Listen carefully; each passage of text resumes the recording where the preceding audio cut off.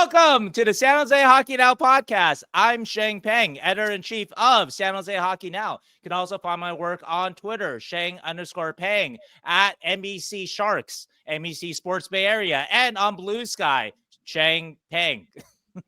And I'm Keegan McNally. You can find me on Twitter at halfhole_hockey, at my website, half-hockey.com, or in Mike Grier's inbox, where I have applied for the assistant GM position. I don't think I'm going to get it. Soon, but you know what? soon. You got to send it in there. You got to shoot your shot. Or at San Jose Hockey Now. There you go. I'm Zubair. You can find me right here or at San Jose Ice. I'll be at the rink. And I'm Dan motherfucking Boyle. And for those of you bitching that my microphone wasn't very good, I'm now using my daughter's PlayStation headphones. And, everybody screenshot and make fun of Dan. And this wonderful money-making machine that we got going here is going to buy me a new set of a headset and microphone for next week. I'm going to set up a link so somebody can donate a pair of headphones for Dan Boyle. That's a money-making machine, Dan. That's bullshit. The juxtaposition of the castle with the headset. Like, I'm like, I have an iPhone SE. I have my computer's 15 years old. Even with my hockey equipment, I like things that just I'm comfortable with. And sometimes there are things that are or not current. there you go. I like what I like. And sometimes it's things that are not current. We're going to get you an Optimus Tesla robot first thing when it comes out. Just running around your castle with you. Right. Nice. All right. Well, let's get our read in. I see you got a little Bring Hockey Back shirt on there. Oh, yes, I do. I'm sorry. Now let's talk about our shirts. We got a shorts. We got a green t-shirt. Shorts. Yeah. Keegan, what do you got? Nothing. Super nice. I'm up in Vermont. I'm living. Oh, okay. Yep. I got a music. Deftones t-shirt for the music Excellent. people out there. I'm going to start bringing out. So I don't wear shirts with print on them. The only exception is band shirts. Yeah. So that's half my wardrobe. yeah. So I'm going to start busting them out. That'll be fun. I like it. All right. Well, I have very exciting Bring Hockey Back news. Bring Hockey Back has jerseys for all of us, including you, Zubair, and you, Dan.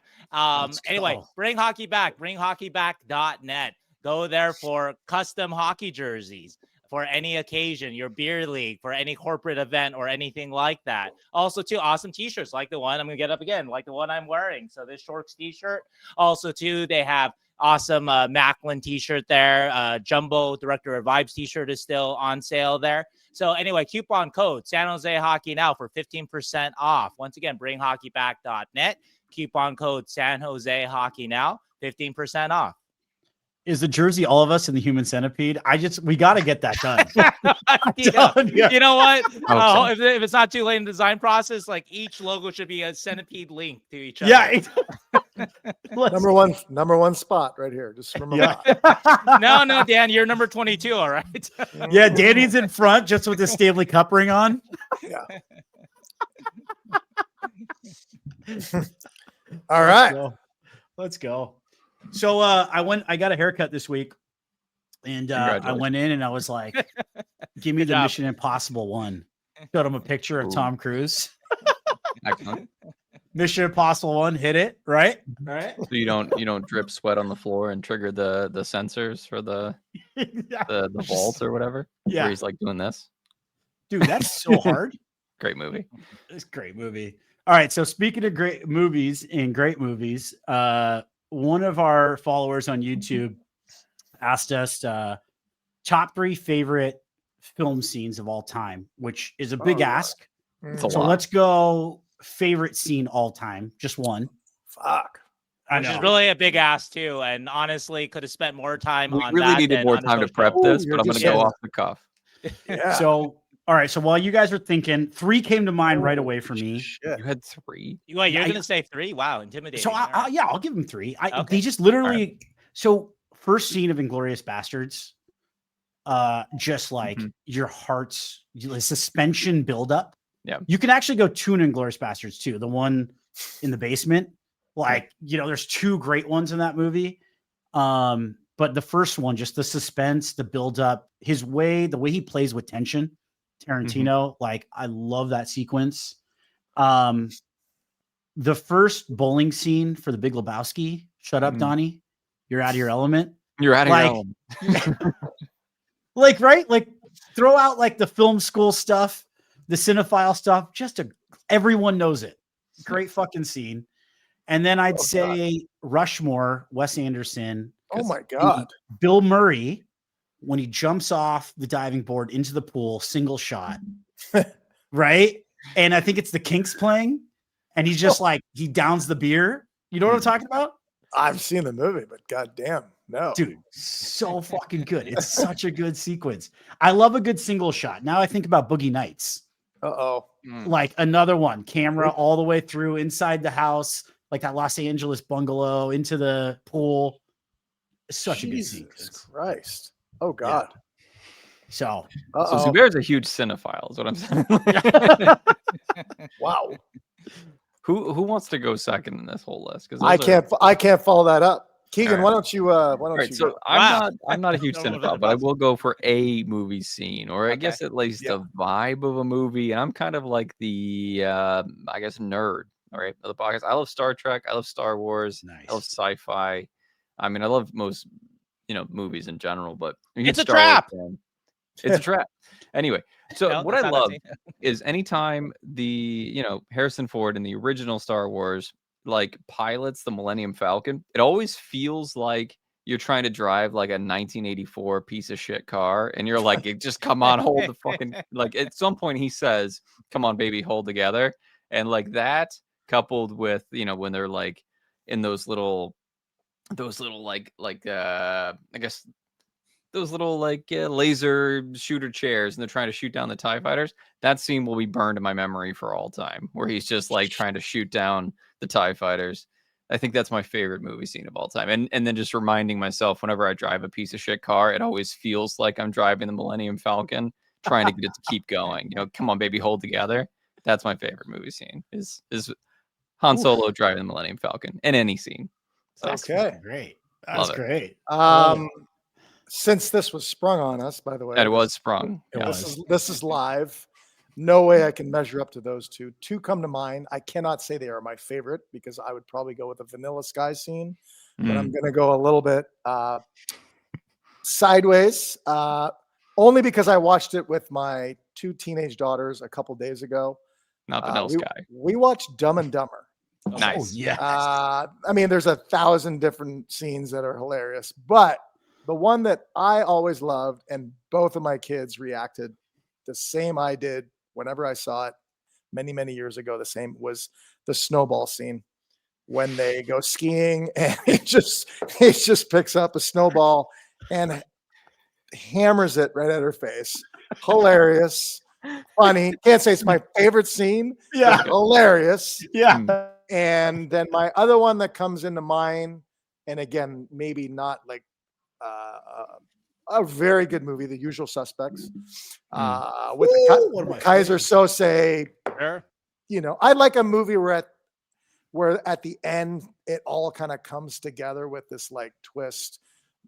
I.e., well, that's why Vanilla Sky is one of my favorites. But with The Usual Suspects, at the very end when it all comes together as he's walking out, not to give it away for those that haven't seen it.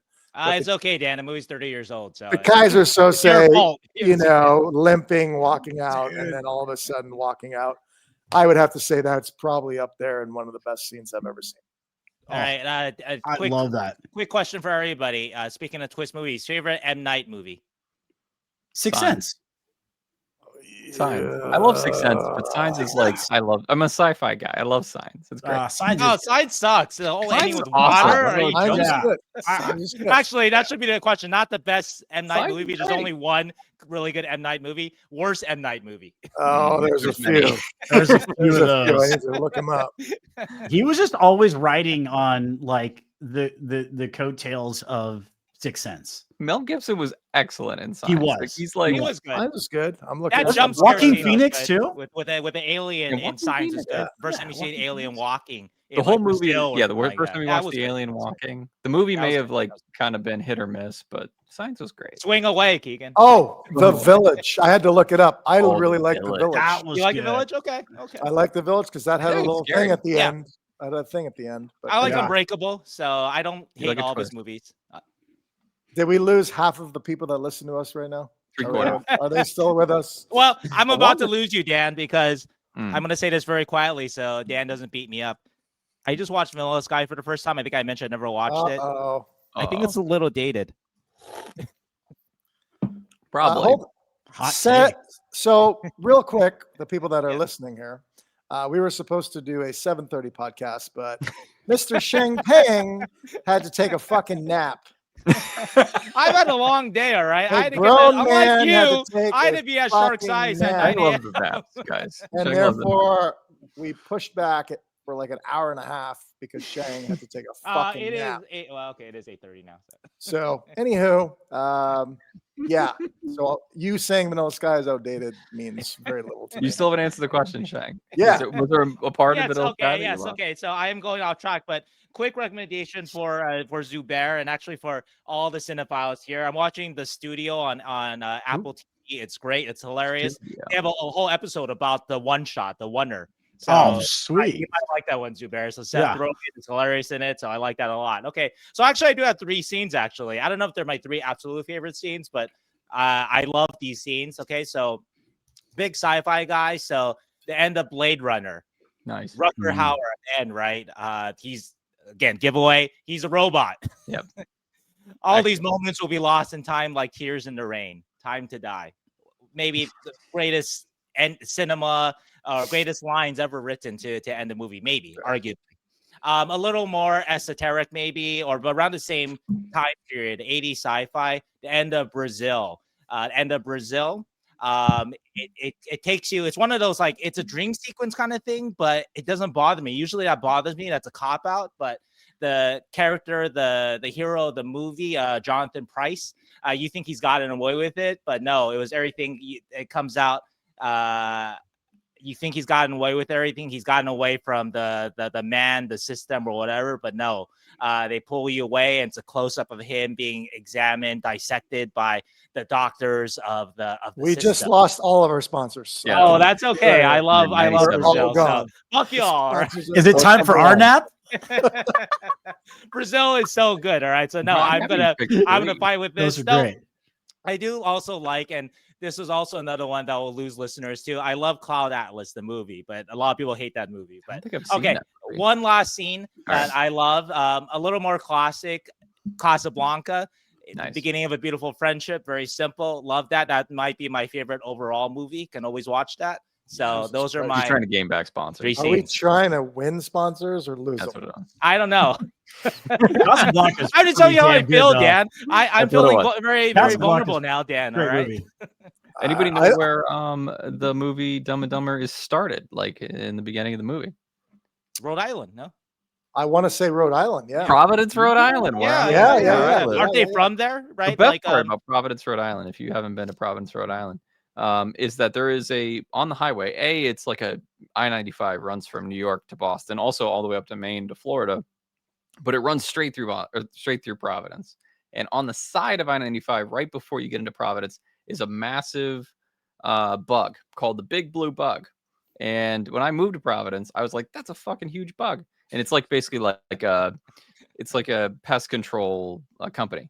And in the movie Dumb and Dumber, 30 years ago, there's the Big Blue Bug. Like as soon as they're driving out of the city, there's a huge bug, and I was like, "Oh my god, they've been there forever!" and That's I was like, awesome. "That's amazing." The Anyway, Ferraro yeah, it started in Brothers, are Providence. they from there or something? Because me, myself, and Irene, that's also set in Rhode Island, I believe. Am Is I it? wrong? I don't know. You're wrong, I haven't but seen that movie in forever. But I watched Dumb and Dumber like a year or two ago, and I freaked out. I was like, I know these places. They're filming it in Rhode Island. All right, don't think too hard. Favorite quote from Dumb and Dumber. Oh God.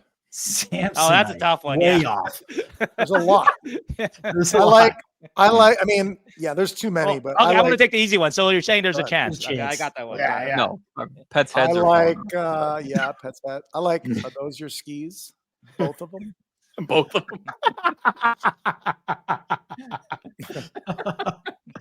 them. Yeah, I love our pets' heads are falling off. That's my favorite. Yeah. But Usual Suspects. So I was obsessed with that movie. Like, I don't know. This has got to be like 20 years ago now. And then I discovered it later. And then, because I think it's like Sheng said, like a 30-year-old movie. But a couple of weeks ago, as you do when you're my age, I finished it like every night. I think even after this pod, I'd go watch like 20 minutes of it. And I hadn't seen it in like 15 years. And I still haven't gotten to the ending, the best part. But my favorite character in that movie was always Benicio del Toro, because he has very little lines, but he like completely made up that character, like that whole voice, like I flip you for real. That whole like thing that he makes up. He was like, and no one knew who he was at that time because he was an up character. We lost it. And was like, let me do something weird so I gain attention with the limited That's the lines I sponsors have. trying to cut the. And yeah. And so everyone thought he really spoke that way, that acted with him, because he completely just made up that character. Right. So low key, I think like probably one of the best roles in that whole film were him, even though he has limited time. Around that same time too, he also did Fear and Loathing, which he's incredible in. Yeah. Oh, I love him in that. He's having a little resurgence right now too. Speaking the new of, Wes Anderson. Of sponsors, Sheng, Yes, do you want to read our sponsor for today's episode? I already did. So I don't know how many drinks you are in. Did you read the whole thing? Did I miss it? Just cut Bring this Hockey out. Back's gonna love Wait, it. I'm Just the one do who it edits, again. so, Run like, it back. Do I have to cut Bring it out? Hockey Back. Bring There it hockeyback.net is. Thank you. for jerseys, for t-shirts, coupon code San Jose Hockey Now for 15% off. And I did read it Speaking of our earlier. sponsor, I've had a few drinks. Do you I want think to? this is Dan's fault. Do you want Dan to has transition influenced us into our badly. main So topic into or our news and notes of the day? Yeah. News and notes, Sheng. News Yes, and Sheng. notes. News and notes. Oh, is it okay? We've been talking too much about movies. We gotta get. Yes. We gotta keep Okay. moving. Let's get to it. Okay. So before we get to the main topic, we're going to talk about today is the first day of training camp. A lot of news related with that. So we're going to react to all that in just a little bit. But first, before we do that, though, let's talk a little bit about the rookie face-off and just some of the impressions of some of the guys there. And I want to turn this over to Keegan. So what did you see the rookie face-off of some of the Sharks kids? I love it. Couple things. I think before we talked last time, I wanted to single out Musty and Haoshi Wang as the two guys that I was like taking a look at, and both of them had interesting tournaments, I guess you could call it, or just two games. Musty came out of the gate like swinging, right? Swing away. That was the Quentin Musty motto. He was like what we saw from like Smith, Celebrini in the past in these kind of tournaments where they've taken over. Musty was, he was one of the older prospects too, but he showed out. Like he was physical. He was bringing a lot of that B game that we've talked about in the past. Blocking shots.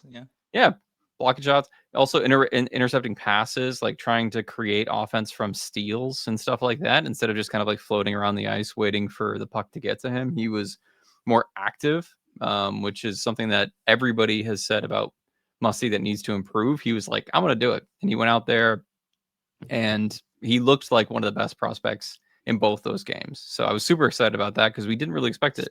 We've seen Chernyshov kind of take over as that like winger prospect that is going to maybe make the Sharks soon. And everybody's kind of been like, Chernyshov, he's got it.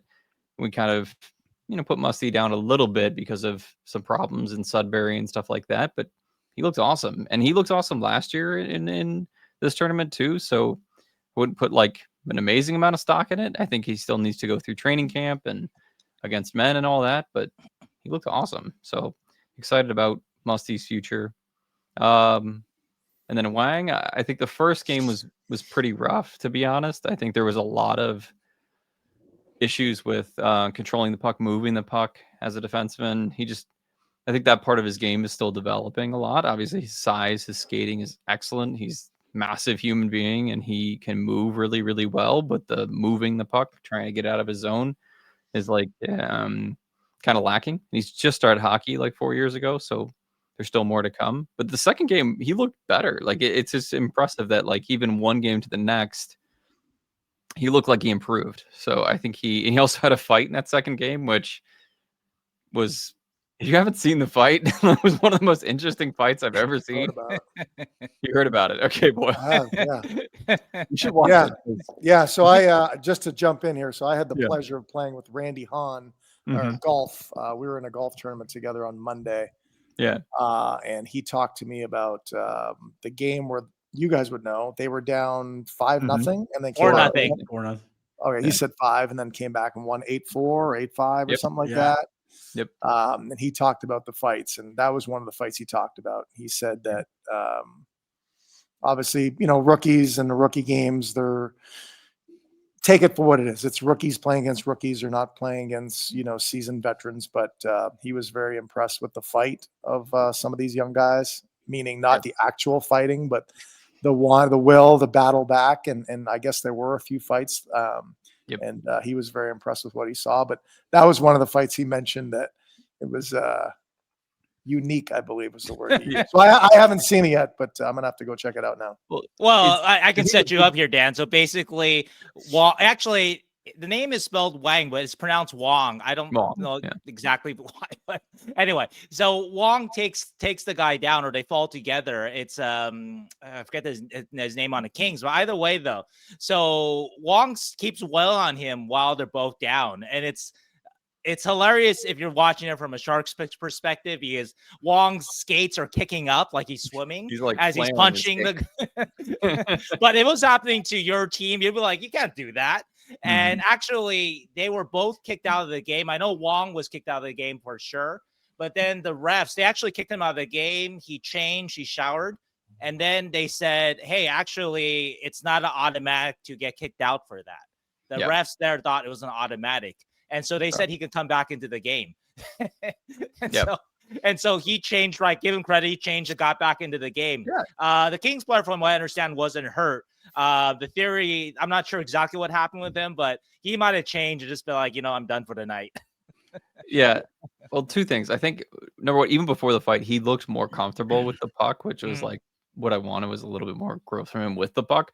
And the second thing is, I think Boiler could speak to this, is like, you got to kind of control your skates on the ice. Like, even if you're on the ground or even if you're getting hit or whatever, like, you can't just fling your legs. Like, you can't do it. I haven't seen the video, but the thought of what he's doing. Yeah. He's 6'6", 6'. He's a huge guy, and he's like on the ground swinging his legs everywhere. You can't do it. You gotta control your legs. You do. And to skate, I mean, they're dangerous. I mean, they're dangerous. They're blades. They're blades. They're literally, you're skating on blades. So you always have to be aware of that. And but like you said, I didn't even know. He just learned how to started playing 4 years ago. Like I think he started playing as a kid, but he started playing seriously from when he was 14. So he's a very raw prospect, and he's a great skater. Yeah. He's a huge guy. He covers a lot of ice. Yeah, so that's why the Sharks drafted him. It's just like, he's got a lot of raw aspects, which makes him super interesting as like a prospect, because there's aspects of like fundamental hockey that he doesn't have. To tie this in, and whether or not it's relevant, I don't know. But when my first year in the minors, I was in Lexington, Kentucky, and there was a player on the other side that was huge, but he was terrible. And I'm going to say this: he was a bad player. Zdeno Chara. Oh, sure. Yep. I've heard that. Zdeno Chara was bad. Bad. Oh, no, he was awful when he started. He was bad. But fast forward to a couple of years later, handful of years later, Zdeno was a tremendous NHL'er. Obviously won Norris Trophy, was the captain, and was a tremendous defenseman. So not sure if that's what's in the wings for him, but sometimes these taller players, they just got to find their way a little bit. And maybe that's one of those guys he can kind of look up to as somebody that at the age of 20, 21 was still like, oh God. But I mean, he was huge. Yeah. He was huge. But I mean, within 5 years, Zdeno obviously improved, worked hard probably, and obviously became a Hall of Famer. I really like that comparison for two reasons. One, Mike Grier and the scouting camp really talked about how they like his story as well. Like, he moved here, basically left his family at 14, I believe, from China to I think come his mom play. came too, but Oh, his mom came too. And but still to come here to play hockey. Sure. At 14 and move to Toronto and start playing it, taking it more seriously. Like, his love for the game is what they talked about. And everyone knows he's a very, very raw. And you saw that, like Keegan was saying in the first game, like he was raw, out of position at times. Like, but what I love about this fight was the timing of it, right? Like, Sharks are down 4-0 and he found a way to make an impact. And I forgot, Sheng, you could probably know, someone said like, hey, that fight did turn us around. Was that McCarthy? both John McCarthy and Colin Graff said it. They were down 4-0 at that moment. Yeah. I think they were just, I imagine that they were just very amused by, again, some of the visuals of the fight that I mentioned, and no one got hurt. If someone had gotten hurt from it, then it'd be a different story, but nobody got hurt. I think I saw this somewhere. He looked like Ray Gun. I don't know if you guys remember the breakdancing Olympics. Australian breakdancer. Okay, there you go. That's what I was like. What are you talking about? That's funny. Yeah, that's a good one. Yeah. So he did look like that. Yes. Did look like that. He did spark the team a little bit there. Yeah. And obviously they have enough talent that they were, they came back and they dominated right after that point. So it was awesome to see like Misa, Dickinson, Musty, Graff like pick up the torch after that fight and just like, goal after goal basically. So loved it. Even if, Wang needs a little bit of refining on many aspects, he's still got like, there's reasons why they picked him like right at the beginning of the second round. Like there was going to be, and people complained even, they were like, well, he's going to, he was ranked at 91. It's like, well, if you look at him, somebody was going to pick him at 35 or 36, 37. Because like he's a 6'6" great skating defenseman. Like he's going to get picked, even if you don't ever make the NHL, there's still development runway that like Mike Grier wanted to jump on. So, he's got a long way to go, but exciting to see from him. So those were the two guys I wanted to look at, was Misa and Wang, and they both did great things. So yeah, I agree with everything you said about Wang. My favorite Wang play was that he got a pass along the wall. He bobbled it. He probably shouldn't have bobbled it, but he bobbled it right to a king, and the king was right there. And so Wang just trucked him. Yeah, he was like, hello, motherfucker. And took the puck right there. So it was just a kind of a perfect encapsulation of just his skating, his size, but also his rawness.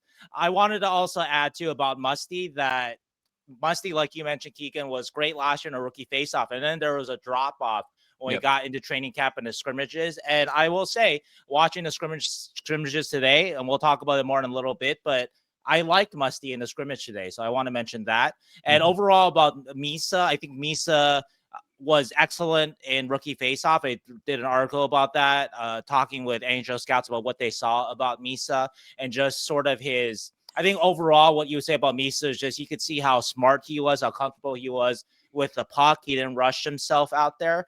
And of course, doing that at a rookie faceoff tournament is one level, but then we got to go a level higher to training camp. And well, I'll talk about my impressions of Misa today at the scrimmage in a little bit, but I think so far so good with Michael Misa. Love it. Yeah. The thing with Misa that stood out to me is just his like puck reception. Like when he takes the puck, when he gets the puck from somebody, he's already kind of like grabbing the puck, turning and moving at the same time, instead of like grab the puck, then I move, or then I turn, then I move. He's like doing it all in kind of one motion. He's very fluid with how he moves in the offensive zone. Then he showed that too in the rookie faceoff. But I think he'll be fine. Like he's going to be a little bit of adjustment, but I think he's going to be fitting in the NHL lineup soon. I think the two things that stood out for me with Misa, going off of Keegan's point of what he saw too, is his ability to roll off checks while controlling the puck. There was that one play in the Kings game where he rolled off in the high circle, then went to the net and backdoor tappy, right? Like just beautiful play. He's so low too. to the ice. He kind of has like an Eklund, like 90-degree shin. Yeah, that's what a scout told me. Yeah. He's really low to the ice. He's got a really good frame. The second thing that I noticed, his timing to the center of the ice is like impeccable. Like he gets to the middle of the ice, like the high slot at the perfect time. I'm a little scared about that because of his frame right now, just being 18 in the NHL. Like if he does that, like you're battling a lot harder. I don't know, Dan, you might have something to say there, but a little scared for him, but he's tenacious. He seems to want it and go to the middle of the ice. Yeah. And I think we're going to talk about, being a center in the NHL versus a wing, depending on where they put him. Or do we know, is he going to be centerman? I mean, I'm the least informed person in this. They want him to be, yeah. And we'll talk about this too. I think Smith, what we've all talked about, I think is going to wing. So. And Warsawski said the plan is to use Misa at center throughout camp and just see how he does. Okay, so I mean, obviously, besides the face-off, I remember even Celebrini was just getting eaten alive the first month because there's an art to it, and even I can't tell you how because I've never, I was never a centerman. So, besides the face-off, I mean, usually centermen are going to be low in the D zone. They're going to be the ones most of the time helping out the D man in the corners. So there's a lot more work for a centerman to be done than a winger. It's a lot more effort, a lot more physical play as a centerman. You're expected to help defensively, and then you need to be the first guy to help out as well offensively, breaking the puck out. And you are in the center of the ice. So in the NHL, in the center of the ice can be against some of the bigger boys are looking at, you got to have your head on a swivel. You can't be skating around in the middle of the ice with your head down, thinking you're in the NHL, because if you do, it's going to be lights out at SAP. And I don't want to see that. Obviously nobody does. So it's going to be a learning curve for sure. The center position is definitely a harder position to play than, in my opinion, than a winger. That's normally just going to go to the boards. Yeah. Defensively, he's just supposed to watch his defenseman, and very rarely will a winger have to do a ton in the D zone. Obviously, he's got to be strong on the boards, but for sure, there's a lot more work and learning curve as a centerman than it is as a winger in the NHL, for sure. Yeah, we'll see if he has that ability to. Because one of the things that is underrated about, little unrelated but very related, underrated thing about Macklin Celebrini is that Macklin doesn't get hit a lot because his head's always up. And besides his head always being up, he just knows what's going on around him. So you very, very rarely saw him get, for as much as he has the puck, as much as he has the puck in the middle, as much as he's carrying the puck from blue line to blue line, he doesn't get touched a lot because when the pressure's coming, he knows to give it up. And so Misa so far has been good at it. Even I'll talk a little about it later, but the scrimmages today, but it's still a very, very low level. Those scrimmages, there's not a lot of physicality. Rookie face-off, there is physicality, but it's much younger players. So far, so good with Misa in that regard. But when we get to a higher level, the exhibition games and the actual NHL games, yeah, that's going to be if he's going to the middle and he's getting wiped out, you can't have that for an 18-year-old. Yeah, well, that's a skill, I think. Spinning off checks. How do I say this properly? You have to be somewhat afraid. What do I mean by that? Well, that's a good point. Yeah. I remember Eric Lindros. Okay, I'm sure dating myself a little bit. One of the biggest guys on the ice, and the Big E. He wasn't afraid of anyone, but unfortunately, by not being afraid to get hit, he had a lot of concussions because I don't know that he had a lot of fear. Sure. And I think there's a skill there where you want to be afraid, but at the same time, the good players, their pulse is low. It's like there's like a calmness to being afraid, which is what I was. I was always freaking smaller than everyone else. But what I figured out is that I wasn't nervous about it. I mean, I knew that I couldn't go in a corner or go through the middle of the ice with my head down. So I was technically afraid to get hit, but I learned to, do it on a level where I was calm about it. Pulse was low, and they say ice through the veins was kind of one of those terms they use, which is just about understanding the situation. And I think, Macklin for sure has done a good job of understanding that, and the wear and tear will allow him to play more minutes in one game and will allow him to play, obviously, have a longer career. Yeah, I think that's a great way to phrase it. Healthy fear. You have to have some fear. If you are fearless, yeah, sure, that's good. But we're talking injuries. We're talking, I don't know that that's a recipe for success long-term. Yeah. Unless you're Alex Ovechkin, which you can just be completely fearless, hit whatever you want. I think there needs to be an element of fear. And I do mean that in the sense of like understanding that, where and when you can be hit, and just understanding your body and the situation. And for those of us listening who don't remember Eric Lindros was the most hyped prospect since Mario Lemieux when he got drafted. If you do a list of the most hyped number one picks of the last 30 years, Lindros is up there with McDavid, with Crosby, Lemieux too. And the problem though, with, as you alluded to, Dan, with the big E, is that he just didn't adjust how he played. He went through the middle of the ice with his head down, even after multiple concussions. And it was, again, I was a Flyers fan. I remember when they traded for him, they gave up half of their team. But I mean, one of my favorite players was great to watch. But I think his career was cut short because I think he was fearless. And again, I hope people understand that I mean that in the proper, correct way. There's a way of understanding the game and when not to hit and how to protect yourself. I think there was I kind of had that feeling last year with Celebrini, because there was moments where he did look fearless going into the boards. And then there was that one play where he kind of got hit from behind and he went to the boards. Who was that guy? He hit him like twice. Well, that's Stenlund, but I don't think that, I don't put that on Celebrini though. Like the Stenlund should have hit him there. So yeah, but he was going in a little fearless. Like if you're going to the boards, to Dan's point, and now you're in the NHL, you do kind of reverse. He went in leaning forward, where you're going in with Stenlund. You have that awareness, like that healthy amount of fear, where you go in a right way to protect yourself. Like, hey, this guy's kind of an idiot. Like, that, who you're up against in the boards. You have that awareness of the league. Yeah, go ahead. Yeah, no, you got to protect yourself. You're right. I mean, we want to block shots. You want to make sure that you get the puck out. But what good is Macklin going to be to the Sharks if he's in the rafters because he's got a dislocated shoulder? There's a way of playing hockey where you're a bulldog, you're a team player, but you have to protect yourself as well. And learning how to go into the corners, learning how to absorb a check, knowing when to hit, when not to hit. Those are things that you learn kind of on the fly.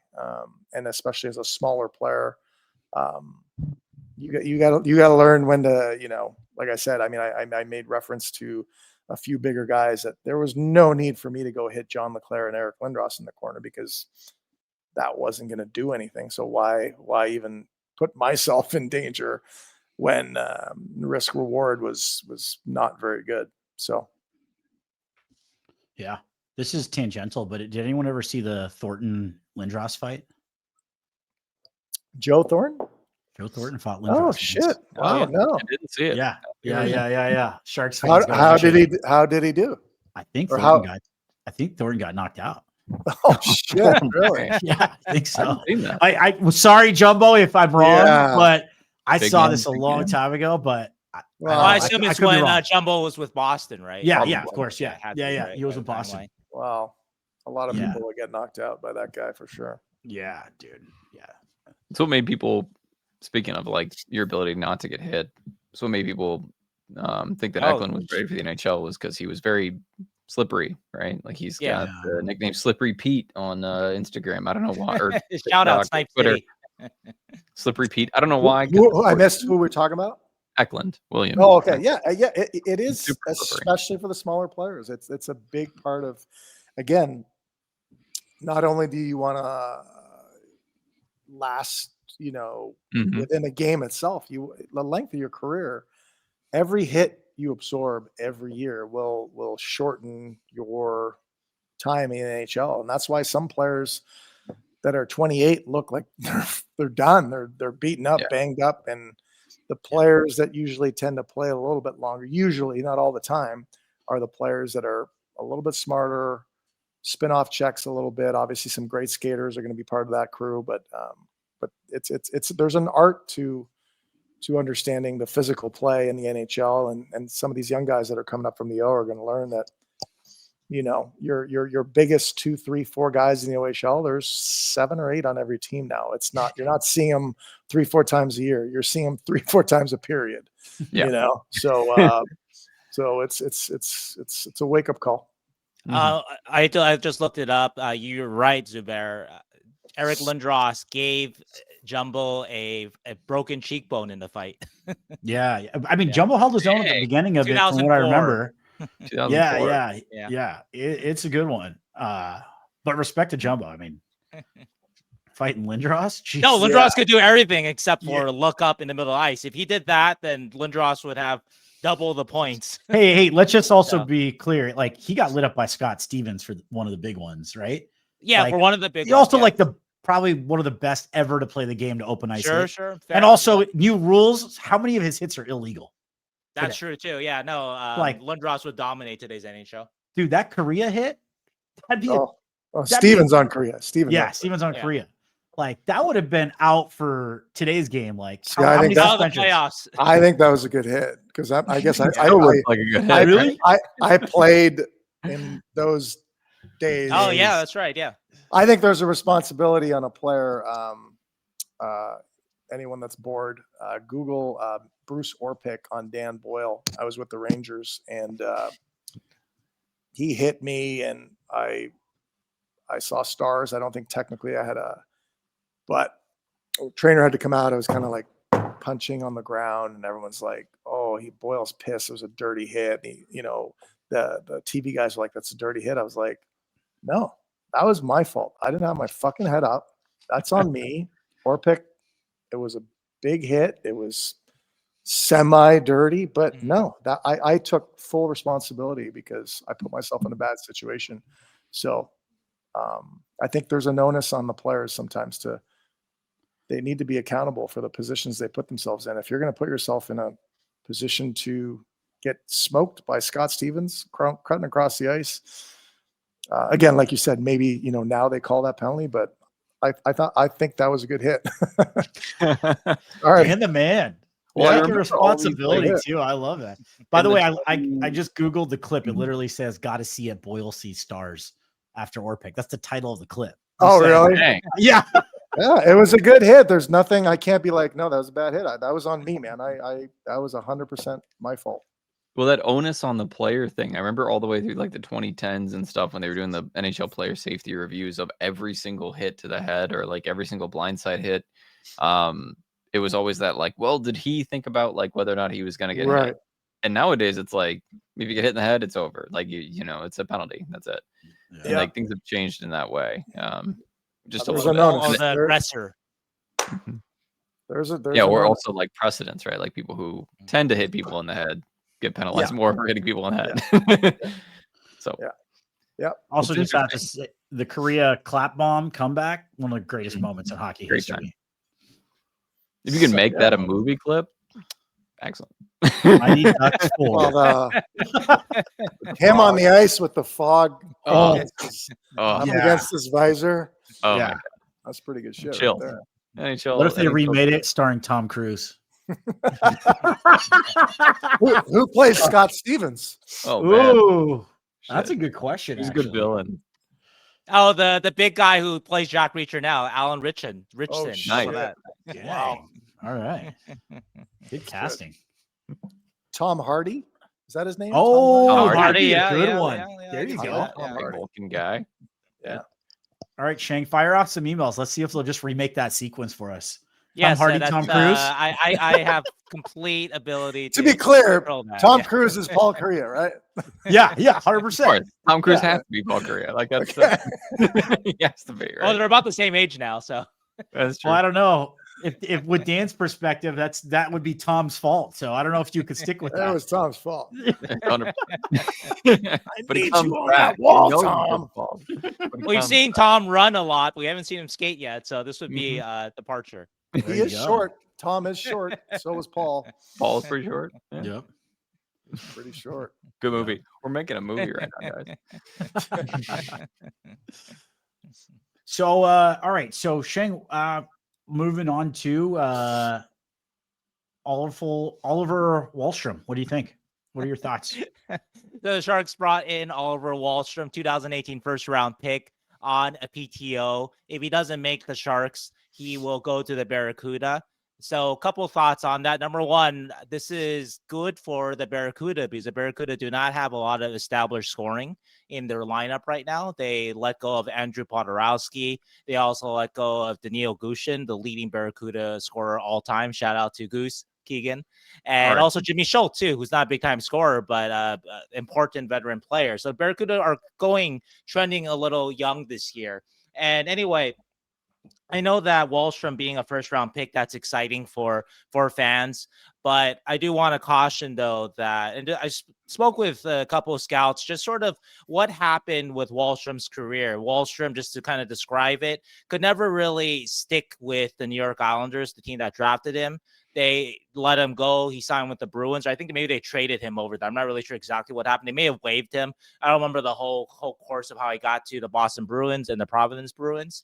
But Wahlstrom is, unfortunately, kind of one of those guys that if he's not scoring, he's not really helping you kind of players, right? That's what I understand. And he hasn't been able to do that a lot in the NHL. His career high in the NHL is 13 goals. So that's for a guy that's his role. That's not a lot. Also been mentioned to me that while he does have a definite, fantastic NHL caliber scoring shot, that he is not a great skater. So that's a big part of it. And also he's been hindered by some injuries in recent years. And so I think that that's sort of why a guy comes to you at 25, first round pick. Actually, in this, you read the I love elite prospects, but if you read the scouting report on Wahlstrom on elite prospects, it's gushing about him, talking about him like he's Alex Ovechkin incarnate. That's why you got to be careful with prospects when you draft them and how much you're hyping them. And I'm going to say this about Michael Misa too, and guys like that too, that they are what they are as 18, but they have to get better. You have to project them. You have to extrapolate. If they stay as they are, or they can't get to that kind of next level, they become kind of Oliver Wahlstrom. So anyway, good luck to Oliver. But yeah, it's going to be kind of tough for him to make the Sharks. But he definitely can help the Barracuda. He definitely should be able to score a lot in the AHL. I think one thing to point out is the what kind of player Wahlstrom is, right? Like he's a sniper. Like that's how he was drafted. That's how he was like developed as like a guy who's got a great shot, that kind of thing. And a lot of those picks in the last, like 10 years of drafting haven't really panned out. Like guys that are primarily goal scorers more than anything else. They can't really contribute unless they're shooting the puck. They don't really pan out that much. So just something to keep in mind for even on our own team, like guys like Haltonen. He's got some other elements to his game, but I'm sure Boyle's seen like a bunch of dudes with a great shot. Yeah.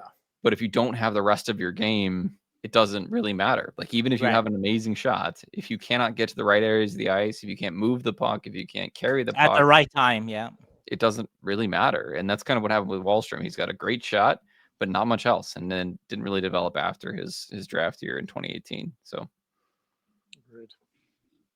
Anyway, that's kind of the Wahlstrom tidbit. And yes, like Barracuda depth for now. And then it's interesting, the Sharks are kind of using that, like he's on a PTO for the Sharks, but they signed him to a ATO for the Barracuda because they don't really have contract space to kind of give him like a.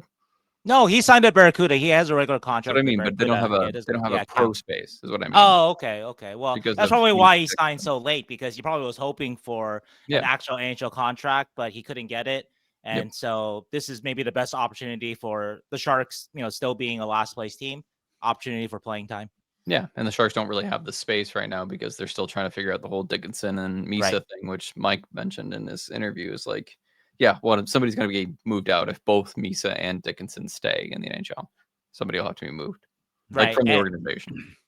And if there is space, if they make space, it could go the way that Colin White's a guy that they signed into an NHL contract in season. So Wahlstrom may have the same hopes too that happens to him too. Yeah. And then who's the guy that who's around for a little while a couple years ago, signed an AHL to NHL deal. Oh my gosh, I can't remember his name. There's been so many of them. I know. There's really forward. Talking about Bailey? It's in like LA or in Anaheim. Shoot, I can't remember his name. I'm gonna feel bad. Zingle? I don't know. No, not Zingle. He played for the Barracuda for a while until he got like an NHL deal. Good skater. Oh, Justin Bailey. Justin Bailey. There you go. Justin Bailey. Thank you. All right.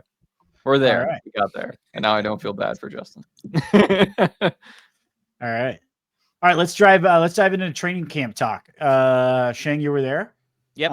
Yeah, walk us through it. I'm excited. Yeah, sure. Day one of training camp, a lot happened. So just kind of run through it very quickly. So don't panic. Macklin Celebrini left right after practice. He was supposed to do media with us. I'm not sure if he ran away from media like Dan Boyle might, if he had to talk to Sheng Peng. Yeah, fuck that. I ain't sticking around for Sheng Peng. I'm out. That should be the highlight clip of the to start introduce the episode. I'm out. Oh, can you do an interview? Sure. It's with Sheng Peng. No, fuck that. No, fuck that. No, you can catch me online. I gotta cut my toenails. Catch me online. So.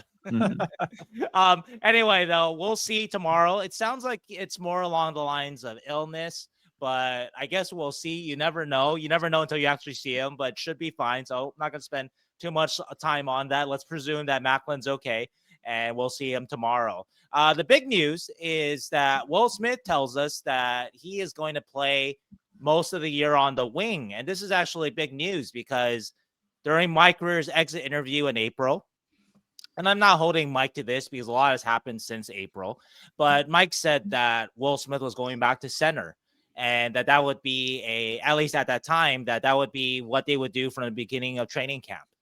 And that made sense. And so we kind of made our plans around Will Smith going back to wing, but they had a change of heart. Probably has something to do with drafting Michael Misa. When we talked with Mike Grier in April, they're probably still hoping to draft Matthew Schaefer. They were hoping to draft Matthew Schaefer with the #1 pick, but they lost the draft lottery. I think also with Will Smith, and I've sort of mentioned this in previous episodes, that I don't think Will has an issue with moving to the wing. I've spoken with a few people about that. And also, too, and it sounds funny, but I think it really is true that Will, I think, realized that his best chance to play with his best buddy, Macklin Celebrini, was to stay on the wing because he's not taking a center job from Macklin. So I think it all kind of lines up. And also, too, of course, Will Smith had a lot of success on the wing last year. I just got to say, I called that. You did. Yeah, very quickly, though. We didn't even get into October. Yeah. Zubair said it. He said the things he's practicing seem like wing, objectives, right? Like battling along the boards, play from the outside to the inside, that kind of thing. And yeah, it was true. He did mention that he was like practicing face-off still. Right. Yeah, there was a video of him doing that over the summer. But I also like Celebrini Smith. They kind of like, I don't know, peanut butter and jelly, right? Feels like a little bit. Like, it just feels like they kind of go together every time they play together. There are two best forwards right now on the team, like in terms of offensive I don't know skill. about that. Will Smith is not the second best forward on the team. Who? Will Smith, the second best forward on the team. I think within the season, I think Will Smith will be our second best forward. By the end of the season. Okay. If that is that with Misa staying all season? Is a great, forward. But I think if you're talking about like pure offensive impact, those two are going to be 1A, 1B, or 1 and 2, I would say. Okay. That's still pretty bold, I would say, but you still got Eklund, you still got Toffoli. I think so. I mean, I love Eklund. I've loved Eklund for a long time, but Smith's like trajectory is pretty impressive. And yeah, I think he's got the skill to keep up with Celebrini in a way that not many people on the Sharks roster have. So it'll be a bit, but in the future, I think that's what they want, is that kind of Taves and Kane pairing, something like that. Dropping Lindros. Smith can go to the center, but we also have Misa and other guys that can be center. So, yeah. Let's just hope it doesn't turn into Brindamore and Lindros. Brindamore. You got old. That's a callback, and there's anyone out there that I don't know. Maybe Dan knows if it's true or not. But I don't. You don't know? I heard the rumors, but I have zero. They were best buds until let's they not bring weren't. that into the conversation with No, Mac. I think they're actually buds. Juju. Yeah, we'll stick to the other comps. That's what they're trying to get, is that like 1-2 punch, right? And we thought before we drafted Misa that Smith would have to be the number 2C to really form a Stanley Cup contending team, but Misa's, we'll see, but hopefully he's the number 2C of the future. Yeah. And we'll talk a little bit more about that too, just the center position, because Ryan Warsawski did kind of share a very interesting nugget about who's going to be playing center, kind of maybe throughout camp, or I don't know if it's going to be all through camp, but the plan right now. And so it gives you an idea of what the Sharks' top 4 centers will look like when they start the season. But I wanted to ask you, Dan, that we're talking about Will Smith here, and just even though you played defense, just what are some of the differences playing center versus wing, that from your view as a defenseman, but just in general, just in terms of how to do it competently? I think I touched on it earlier. Can you guys hear me okay? Yeah. How's my PlayStation 2000 and You looking good, Dan. Looking that was good. better than before. my Air Canada? Yeah. Okay. I think I mentioned it before. I think there's a difference between board play, which is what a winger is going to see a lot of, but the centerman is going to have the puck a lot more. I think the centerman is usually the first guy I look for. Personally, when I got the puck, I look to the middle of the ice. I think the boards are kind of like, you get squeezed off on the boards. The board is maybe more of my secondary target, whereas, I remember when I had the puck, I would look to the middle of the ice trying to hit my centerman. So the centerman is going to have the puck a whole lot more. He's got a lot more skating to do. I mentioned about helping out in the D zone. Your centerman is usually going to be your down low forward that's going to end up playing a lot of defense. So it's a lot more active position than it is, playing at center. And, as for Will Smith and his adjustment, I think he'll figure it out. But then as far as from a defenseman standpoint, I never saw like a guy who's coming down at me. He's a forward. He's not. There's no, at that point, he's not a winger or a centerman. He's just somebody that I have to eliminate. So didn't really make much of a difference for me. But I think more defensively, I think that's kind of where the difference is. On the wing, you're just kind of, you're playing the boards. In the center, you're playing in the middle of the ice and playing down low a lot more. Going into that a little bit, if you're breaking out the puck and you try to move the puck to your winger, right? Is it usually a little harder to, right? There's more kind of bodies along the boards, kind of, right? And so also less speed along the boards too, right? Yeah, move the puck up. Yeah, I never like, it's called handcuffing, which is like when you give someone a pass and there's nothing he can do with it. Right. I call that handcuffing, which means you're giving him a fuck you sandwich. Right. Or you're tossing him a grenade, a suicide you know what I mean? pass, Like, right, obviously you got to use your winger sometimes, and usually it's him just trying to get it out at that point. So that is a play you have to do. But ideally, I'd rather give the puck to a centerman that's in the middle of the ice that can go left or right. A winger will have the boards next to his back usually most of the time, and therefore his options are limited.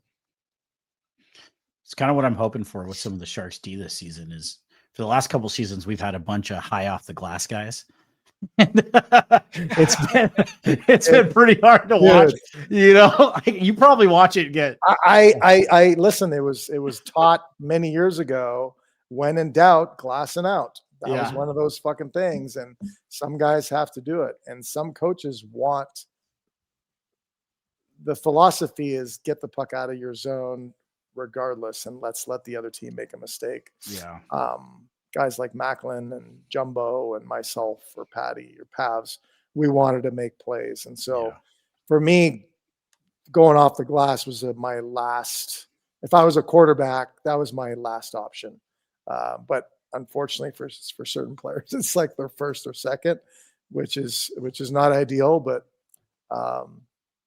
It's I guess it's part of the game, and time of the period, who you're playing against comes into play there too. Obviously, if you're coming around the net, there's 30 seconds left. Team's got to pull the goalie. You're going to go off the glass then and there. But, 0-0 game in the middle of the first period, not necessarily the play I want to see. Right. Well, you actually mentioned that earlier, that that's also a healthy fear thing too, that you need to have a little bit fear of it. You can't always be trying to get the puck up the middle. Every once in a while, you got to go off the glass. But in defense of the Sharks coaching staff, that I don't think it was their option to go glassing out. Every coach last year, that wasn't their first choice. No. I got a lot of things going on in my head because I've heard it. I played 18 years. I've heard, there was set plays in the D zone that was like off a draw. I would have to go back and rim it around the boards, and I fucking hated it because I knew I was handcuffing my winger. But sometimes you have to do what the coach wants, and then sometimes you just say, I'm going to do what I want. But yeah, you have to, at the end of the day, it's about winning hockey games. So depending how the team's doing and stuff like that, there's going to be a balance between when to go off the glass and when not to. Ideally, I don't want to see it early in a game. Sure. I also wanted to ask you too, also related to kind of early camp, first day of camp. So speaking with Ryan Warsofsky today, and I mentioned this in a lot of my tweets about the lines, to take them with a grain of salt. It is the first day of camp, but they also kind of matter too, a little bit too, because the way I see it, like the coaches have had months to look at all these players, and when they put out a line on the first day, there's kind of like, hey, maybe it can work. And we saw that with Will Smith. That I saw Will Smith on the wing 2 hours before he spoke, and he was on a line with Macklin Celebrini and Jeff Skinner. So that clearly was tipping off what they kind of are hoping that can happen. Maybe not a line of Skinner, Celebrini, and Smith, but that Smith is on the wing. I remember with Bob Buckner when he was coaching the Sharks 4 years ago. First day of training camp, I think I got to look at my notes, but the line was it was Nieto, Bonino, and Cogliano, and that was the Sharks' third line the whole season. Unfortunately, all those guys were a little bit past it. Like if it was 2017, that would be a playoff Stanley Cup winning third line, but in 2022, maybe not so much. But that was his intention from day one, and that carried over into the regular season. So anyway, Dan, I just wanted to ask you in general, just that kind of the early camp, how much intention in your experience is there with that? Yeah, well, the coaches are going to always say that, don't read into this. That's what they have to say. Yeah. It's like, if you're going to be a coach, that's one of those things you have to say. But no, they have every intention of the lines that you're starting on, the partner you're starting with, because training camps are getting shorter and shorter. There's very little time, very little practice time. That's what the idea is going into the season. That's what you want. And as camp goes, as preseason goes, then you may make some switches here and there. But if your intention is to play Dan Boyle with Dougie Murray, that's who is going to play. That's who's going to be playing together in camp. You're not going to go, I have the intention of playing these two together, but let me start this. It may happen in a game where you're like, okay, let me see for a period how this works. But no, I would definitely read into it, even though coaches are going to say, don't. Their intentions are, this is what we would like to see. And it's going to get tweaked over the course of a training camp. But no, he's the way that they started things and the way that they are in camp is the idea of what the team wants moving forward. But it will for sure change. But the idea is this is what we're going with. All right. Well, next time you go golfing with Warzel, tell him to stop bullshitting us. All right. What I wanted to say about the camp lines, and this kind of speaks to what Boyle said, is like we've watched a lot of lines in the past 4 or 5 years where the Sharks have kind of put out prospects and other guys from the Barracuda on different lines. And I always remember like being a little sad when it's the favorite prospect that you want to make the NHL is like on the 6th, 7th line playing with a bunch of AHL guys or seemingly AHL guys. And you're like, damn it, if you could only get a shot, which was super interesting this time where Sheng's post had like Misa playing with Chernyshov and Eklund. Misa and Chernyshov, both rookies. And then Musty playing with Wennberg and Toffoli. Musty also a rookie. So you've got 3 rookies playing with vets like Eklund, Toffoli, Wennberg, rather than like them playing down with Barracuda guys, which was super interesting. Doesn't mean it's going to stick that way, obviously. Like things change tomorrow, next day or whatever. But like they started them with 3 rookies in the lineup at forward, which is super interesting to me. Well, let's do a quick run. Oh, sorry, Dan. What you were No, gonna say? I was just going to say that to me, that's like, here's your job. Here's your job to, it's your job to win or lose here. We're going to give you the opportunity, and depending on the results of the preseason games and stuff, then you take it from there. I just want to do a quick rundown of the significant lines that I saw today, just so we have it out there. Skinner, Celebrini, Smith, Dellandrea, Beasted, Grundstrom, which doesn't sound significant, but actually for Beasted, that's, I think, a statement that they're, hoping that he might take a little bit of a step here. On defense, Leddy and Klingberg, Dickinson and Desharnais. So that's a very obvious lefty-righty with Dickinson, veteran, paired with a big veteran. So that makes sense. Eklund, Misa, Chernyshov, Musty, Wennberg, Toffoli, we've talked about. On defense, also saw Ferraro and Lojogren, which is a very NHL pairing. They played a lot last year. And also, too, Orlov with Mukhamadullin. And Orlov was on the right. They're both lefties, but Orlov was on the right side today. So I think those are, speaking to what Dan is saying, that these are pairings and lines with intention. No disrespect to Cole Clayton, an AHL guy. Or he wasn't playing with Orlov today. Yeah. Yeah, those kind of seem like your 4 pairings right there that might be your top 8, right? Like if everything works out, yeah. Your Orlov, Mukhamadullin, Ferraro, Lojogren, Desharnais, Dickinson, and then missing one. Yeah. Where was our Luca? Probably actually Luca, he was in the last group, and so I didn't see who he was with, but it's a statement that he wasn't with Orlov. Not a damning statement, but it's like, hey, you want to play up with Orlov, you got to earn it. Yep. For sure. In the AHL to begin. I mean, that's what I'm reading into it. Yep. All right. And then Sheng, you brought up a good question for Dan on training camp as well, which is, how in shape do they have to be? Oh, yeah, we'll talk a little bit. You want to also talk about the new fitness rules. So basically, just a general question for you, Dan, is first day of camp, in your experience, in your 18 years, are your teammates usually ready for camp, or do you have a couple guys there that think they're going to work themselves into shape during camp? A lot changed in the 18 years that I played. Sure. I would say early on, there was always 3 or 4 guys that you could tell probably took a little extra time off in the summer. But, by my 10th year and on, I would say everybody shows up in tremendous shape. Okay.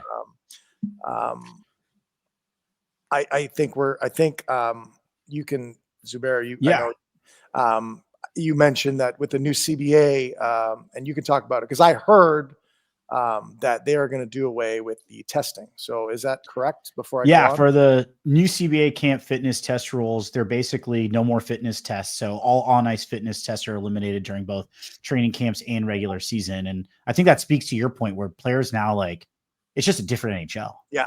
Right. And it's been getting more regimented every year, and people are coming ready. Guys, so a couple of thoughts on that. 98% of the guys are going to come in great shape. I think what the players wanted to do away with was Camp Tortorella. John Tortorella in 2004, 5, 6. I was with the Tampa for 6 years. He famously, we would come in, and on day 1, he would put cones or a rope, I forget what it was, and we would have to do laps. And I think they were like, the 3 laps were like a 45-second burn, but we had to do 6 of them. And let me tell you, anyone's like, oh, who cares? 45 seconds, 3 laps, big deal. Okay. You do that 6 times, your legs feel like they're twice as big. I don't know if that makes any sense, but it's a weird, the lactic acid, the burn. And then we would go to the track. And I mean, they're still doing your stuff off the ice with the bench and all that other stuff. You're doing on ice testing.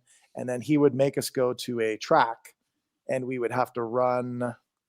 I'm probably going to butcher this, but it was something like a 3-mile run and we had to be under 24 minutes, which, you can say, all right, that's an 8-minute mile, or sorry, no, it was 8 minutes a mile. Yeah. But you do that 1-2 days in a row, like you're freaking gassed. And I think what Torts, at least it's my opinion, he's never come out and said this. It was not, I don't think he cared. Like guys, like to see Dave Andreychuk run around the fucking track is not pretty. I love Andy, but I mean, it was more of a mental, almost like military, like I'm going to break these guys down and I want to see what they're made of. I don't think he actually cared because we had some guys that would like come in and like be great runners, but they were horse shit fucking hockey players. So they weren't going to make the team one way or another. But, it was just more one of those things where it's like a coach's mindset of like, I want these players to break down. I want to see them fight. I want to see what they got. And I want them to come together. I mean, we hated it. So we kind of like came together. I mentioned that one of our podcasts, how we come together in spite of the coach, not for the coach. So one of those things that happens when you get that is you get injuries. So very often in Tampa, every year we would have guys, 3-4 laps in, boom, blow a groin, boom, next guy blows a knee.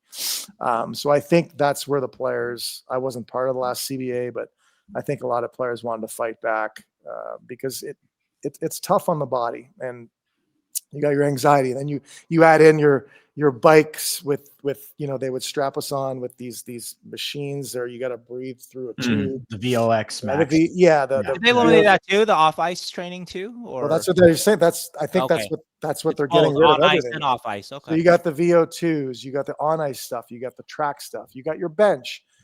I mean, I'm not obviously I'm pretty jacked, but I don't really want to walk. Headphones fool you. I don't want to walk into a weight room cold and have to put up 225 or 185 and see how many times I can do it. It's not healthy. And I think that's what the guys are trying to do away with it. And I agree. Now, what I think will happen, and which I'm sure will happen, is they can't test you, meaning they can't do it. But when you have practice, they will make you, they call it a bag skate. They're going to skate the shit out of you in practice. So the testing will be obsolete and gone, but guess what happens at the end of practice? Line up and boom, boom, boom, boom, boom, boom, boom. So obviously there's a fine line between wanting to be in shape, wanting to manage injury and risk injury, and then wanting to build that team camaraderie. But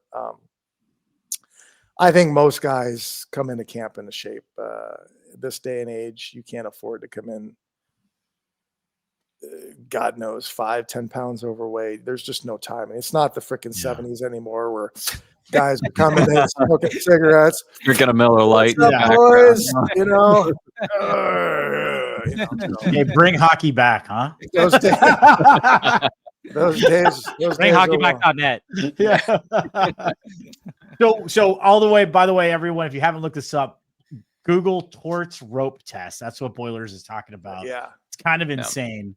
I remember, they were the quick laps on one day, which were harder in my opinion. And then you had more laps.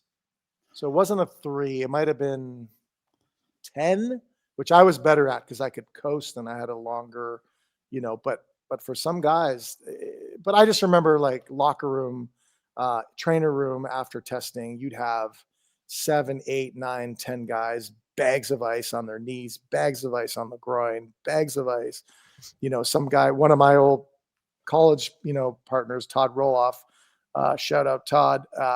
He fell, went into the boards and was done. So I think what's the point of that? So, But yeah, I think good job on the CBA and eliminating that. But good luck on your first 4, 5, 6, 7, 8 practices because you guys are gonna get fucking skated. So I have one more follow up to that, Dan. So it's like Tortorella has been. He said before, in it's in I think in that same clip I recommended the Torts rope test, where he's like, I did that not for the physical part, but for the mental.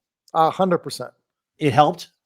I think I didn't realize that he came out and said that. To me, looking back, it makes 100% sense. Again, I think his coaching style was not necessary for us to come together to play for him, but to almost play against him or in spite of him, if you will, which, right or wrong, we won a cup. So who am I to complain and argue? But no, we would come together, and then you would see guys, as guys are struggling, you're like, come on, let's fucking go. And you pick guys up and you build this, it's a military mindset where you're like, fucking, you're bringing your slowest guy along and you create, I think, camaraderie and it's team building is what it is. Dan, if you put a gun to Tortorella's head, would he come on the podcast? How much did he like you or dislike you? Can I pull the trigger first? Can we do it on the air? Can we do it on the air?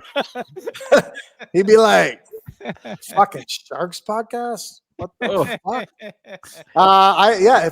If we can get he's not coaching right now, right? If we can get 5,000 more listeners, I'm gonna get John Tortorella on here. Okay. Let's fucking go, Sharks fans. How do we gauge this? Like, sign up. 5,000 more. Sheng, you have a count on listeners, right? Yeah, we do. Yeah. We have a count on that. So All okay, right. Give me 5,000 listeners. We're gonna bring Torts on here, and he's gonna have a couple drinks with us. And that's good. That sounds good. Yeah. We're gonna talk about his rope test. Well, he's not coaching right now, right? I think he got He's got all the time in the world. Yeah, exactly. Exactly. He's just sitting yelling in front of a mirror right now. Get your shit together. He's doing a bag skate. Again. Yeah. Who plays John Tortorella in our movie? I have the answer. I can't think of his fucking name. But what was he in? The Fonz. The Fonz. Oh, Henry Winkler? Henry Winkler. Oh man, I don't see that nastiness. They look alike. They do look alike. They do He's look like the alike. nice version of Put him. Tortorella and Henry Winkler side by side. How about J.K. Simmons though? I think that's a little more of the No, actor. it's Henry Winkler. And Henry then Winkler. Okay. But Henry Winkler goes off. Dark side. Okay. You gotta have He would love that role. Dark side Henry Winkler. Let's fucking go. I just want to see him take down the entire Canucks. Is that what he's in? All right, guys. Next podcast. Does Henry Winkler have the range to play John Tortorella? Riveting stuff. Well, I don't think he does. Do you have the maybe it's Keegan? Can we pull up a John Tortorella and side by side? Do we have the finances? Yeah, absolutely. Do we have the finances to make that happen? No, we do. I do want to end the podcast right here. All right, hold on. Henry Winkler, John Tortorella. Keep talking. I'll work on it. Also, okay. Sheng, you got a secret skill of casting. He just drops the names quick and knows the role. What are you doing here? Go work in LA, move back home, and become a professional caster. Well, I'm a very talented person, Zubair. So you are. I mean, we know that. I've always said that. I've never doubted. It's yours. I did not know. I am a man of range. All right. Unlike Henry Winkler, I am a man of range. You are the Henry Winkler of our generation. All right. So here's J.K. Simmons. What do you got? Are you pulling we someone up? like a little tiny photo. Hold on. There we go. Here's John Tortorella. Okay. Wait, isn't that Henry Winkler? No, it's not. Hey. And this is Henry Winkler. I mean, pretty close. Look at the one with black and white. Give him but you're taking. Yeah, that's a bad. Which one? Give him the stash. Yeah. Which one is which? Yeah, but you're. Yeah, I don't. I see it. I'm casting J.K. Simmons. I'm sorry. I'm vetoing this, Dan. I'm sorry. I think from a visual perspective, pretty close. I see it for sure. In terms of looks, I gotta go Winkler. In terms of character, Whiplash for sure. Yeah, for Also, sure. can Not we even a get question. Not even a question. Tortorella to have this mustache again? Because that is brilliant. That is If we really get, good. if That we is get, key. if we get 20,000 more listeners, 20,000 more listeners. He'll 20,000. wear this mustache. Tortorella, around the come podcast. on and wear a stash. We could get hockey all around the world for that. It's I brilliant. mean, All right, I'm done. Here, pull that up again. Let's see it. Wait, no, it was just, I just kind of had like this, but it's, Oh, That's pretty good it's too. There. Okay, It's yeah. there. Yeah, the there. resemblance I is think there. there's some similarity for sure. Yeah. Okay, let's get back to. But I also don't think that, like, personality-wise, Henry Winkler and no, Henry Ferraro Winkler would have to like We'd really have to Channel- test his range. channel his dark side. Yeah.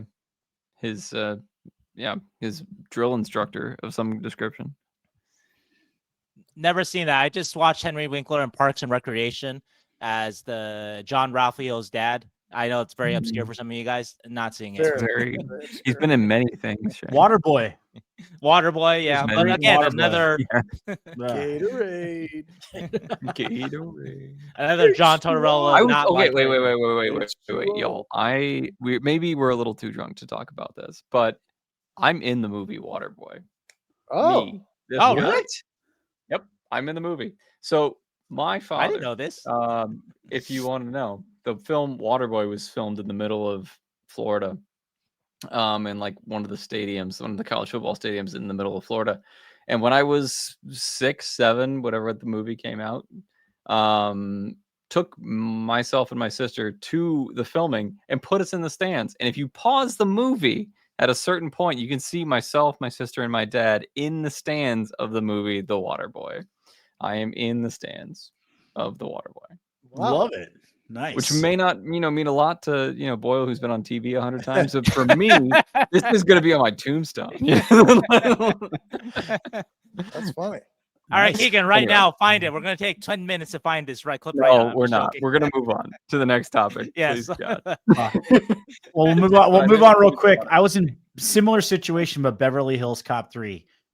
Really? Waterboy is way cooler. Beverly Hills Cop 3, way awful. cooler. But yeah, they shot that at Great America, and I got to go with we got selected in my class, and so I'm in there. Nice. Shit.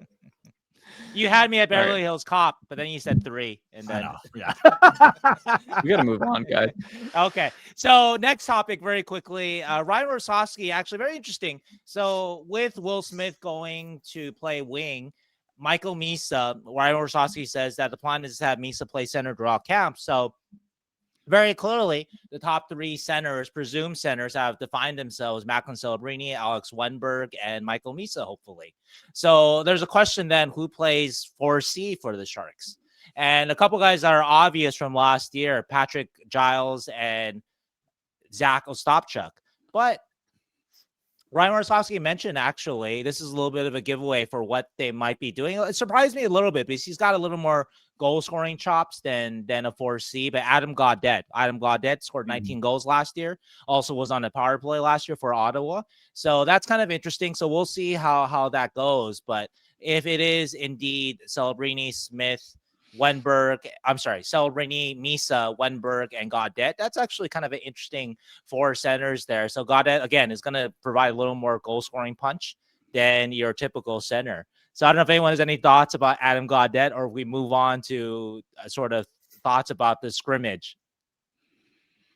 No Adam Gaudette thoughts? Okay. Adam got it. The only thoughts I would have is, doesn't he get most of his points on the power play, even in Ottawa? So how much goal scoring do you think he's going to do as a 4C? Well, he was playing 4th line last year for Ottawa regardless, so Yeah. he wasn't elevated that much. He averaged about 10 minutes a night. So actually, if you look at that 19 goal total, that's actually quite impressive. I presume that they would use him a little more on the wing this year. Maybe if Smith was a center, that Gaudette would take some faceoffs for Smith. That's how I kind of thought they might use him, but also that would elevate Gaudette's minutes and see if he could score 20 goals if he's playing 15 minutes a night and a power play. But if they have him kind of on the 4C, that's going to lower his minutes a bit. But if he's on a power play too, and he did score a lot, like you mentioned, on the power play, that he's a really interesting player, just in the sense that there's not a lot of players like him, that a power play specialist at forward that is kind of on your 4th line. Yeah. Steph Nason is a guy recently who kind of did that, but there aren't a lot of guys like that. So he's kind of interesting in that way. So I'm kind of interested to see what he does this year.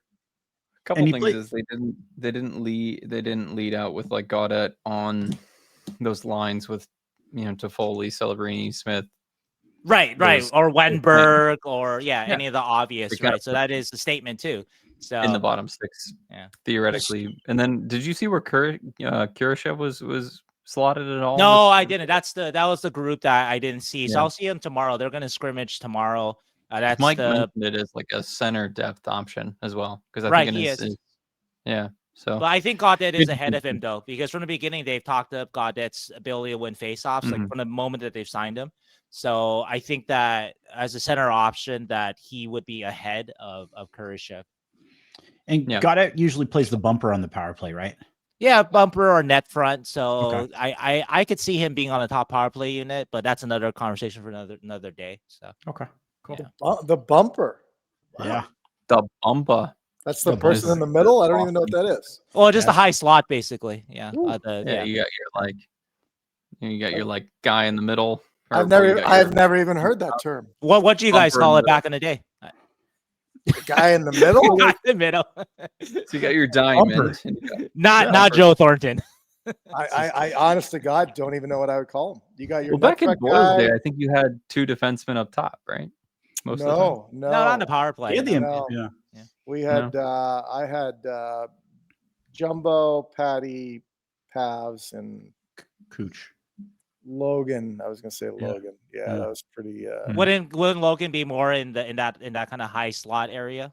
Yeah, but it wasn't. So we. I don't know that we had a specific player to be there. It was kind of like whoever was there was there. Obviously, your net front guy.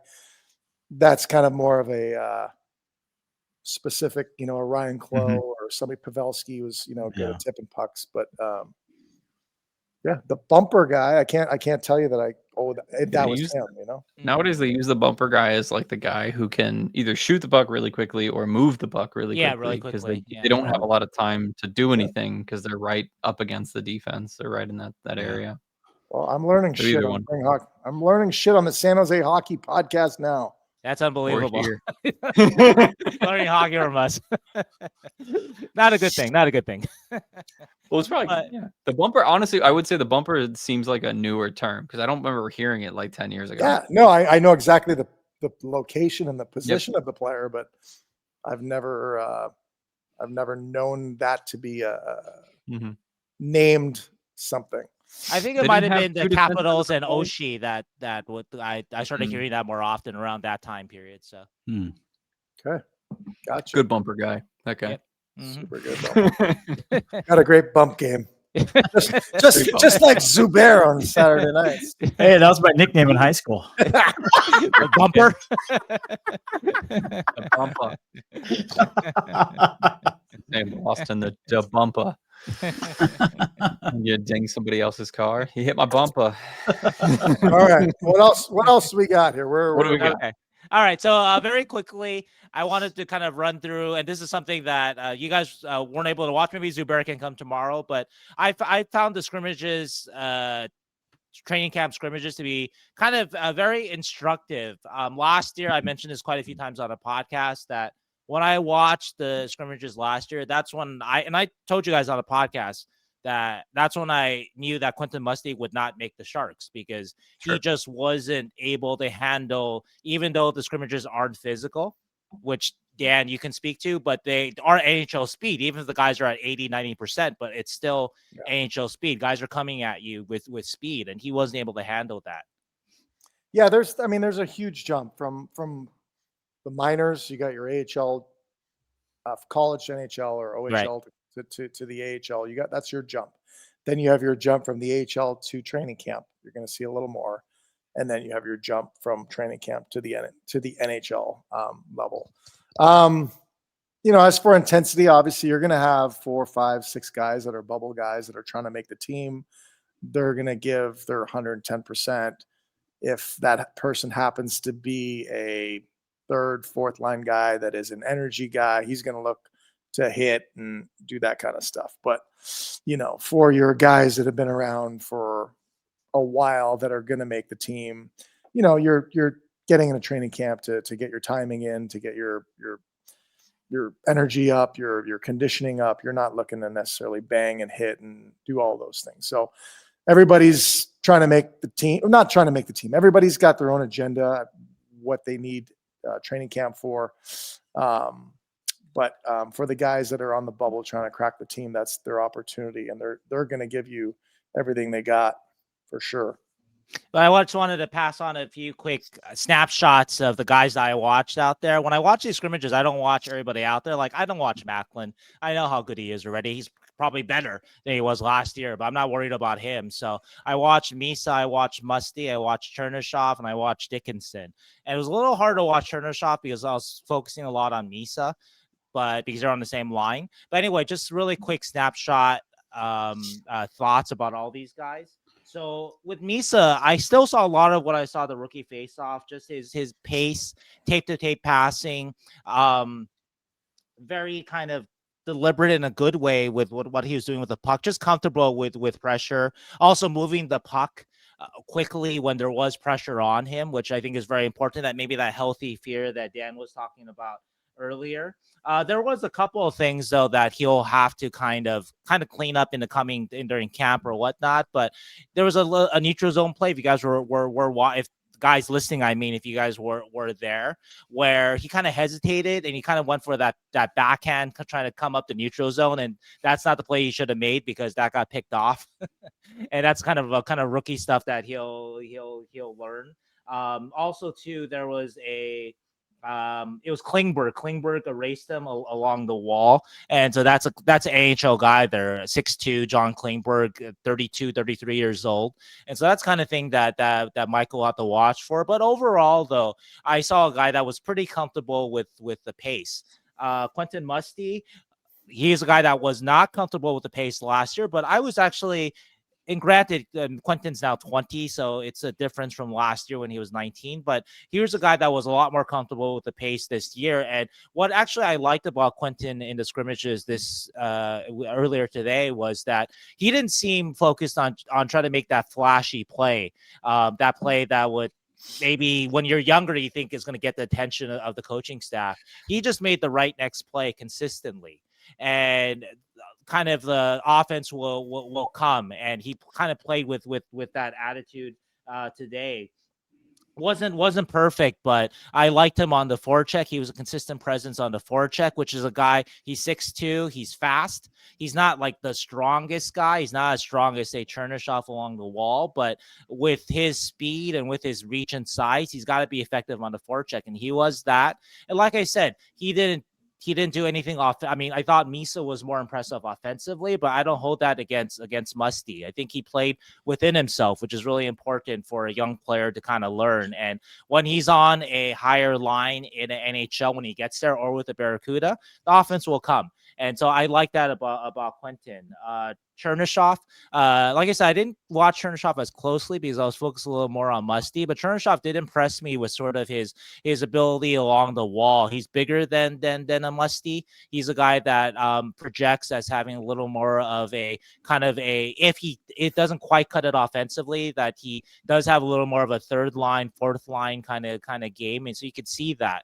And so I like that about him, and I want to watch him a little more closely. Maybe they'll take him off of Misa's line so I can just kind of focus on him, but he looked good out there.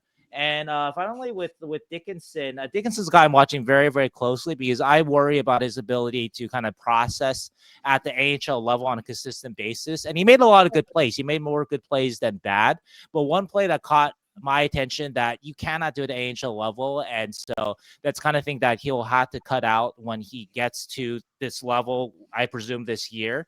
There was a kind of the opposition was about to enter the zone. There's a flip pass coming toward Dickinson's opposition. Dickinson bit hard to try to block that pass or whatever was coming at him, that flip at him, and he missed. And it became a 2-on-1 going into the zone, and that can't happen. That gets you benched no matter how old you are. So he basically he was very aggressive. He went for the big gamble, the big play there, the hero play. And I think he'll need to kind of read that better. And I think that's consistent with some of the things that sort of in London that he had to work on. But overall, though, obviously it's only 1 day of scrimmages, and I don't want to read too much into it. It's just 1 day. It's non-physical, not a lot of hating going on. But those are just my impressions so far of some of the key guys. Okay.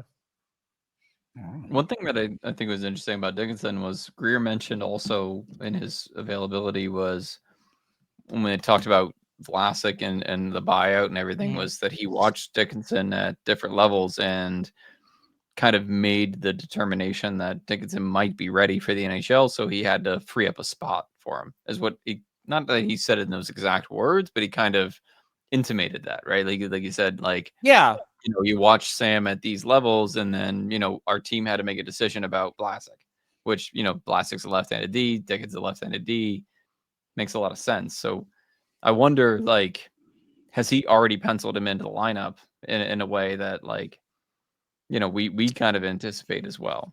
I'm going to go on a limb and say he gets at least those 9 games, right? Yep. Yeah, I think so. I think he starts the season with the team, and granted, I don't watch any of the training camp like you do, but I think they're going to use. That's why that rule is in place, so you can see what a guy's going to do at the NHL level before you ultimately decide, what his fate is. And based on how very little I know, which is very little, sounds like he would have to go back to the O, and he's already done everything he could there. I can't see him going back there, and there's zero for him to improve on from the very little that I know. Well, let's cut in there with a couple things really quickly, and let's not spend too much time with them because we got to get out of here. So we're almost at 2 hours here. But so Sam Dickinson cannot play in an AHL full time this year, so we confirmed that with Mike Grier. Right. So that's what you're referring to, Dan. But he can go back to the O as well. Yeah, so it's going to be basically a rock and a hard place, saying. NHL or the CHL. And defense, it's going to be hard.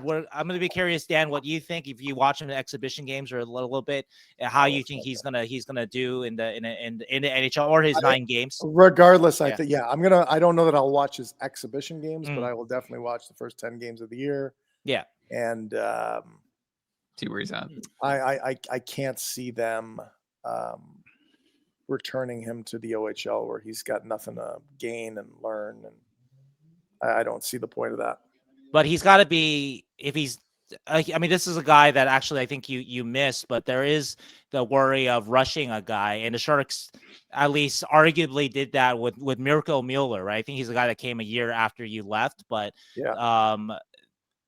what I understand, the thought is that the Sharks may have rushed him because he came right in the 2014-15 season, and I think he was maybe his second year, and maybe they're hoping he'd be like a Marc-Edouard Vlasic. Well, with this new rule in place, I think the perfect spot would be to have him up for the first 10 games. Then you send him to the minors, which I think is a great stepping stone. But you can't have that due to this rule. So that's where I think that. Do I want to put?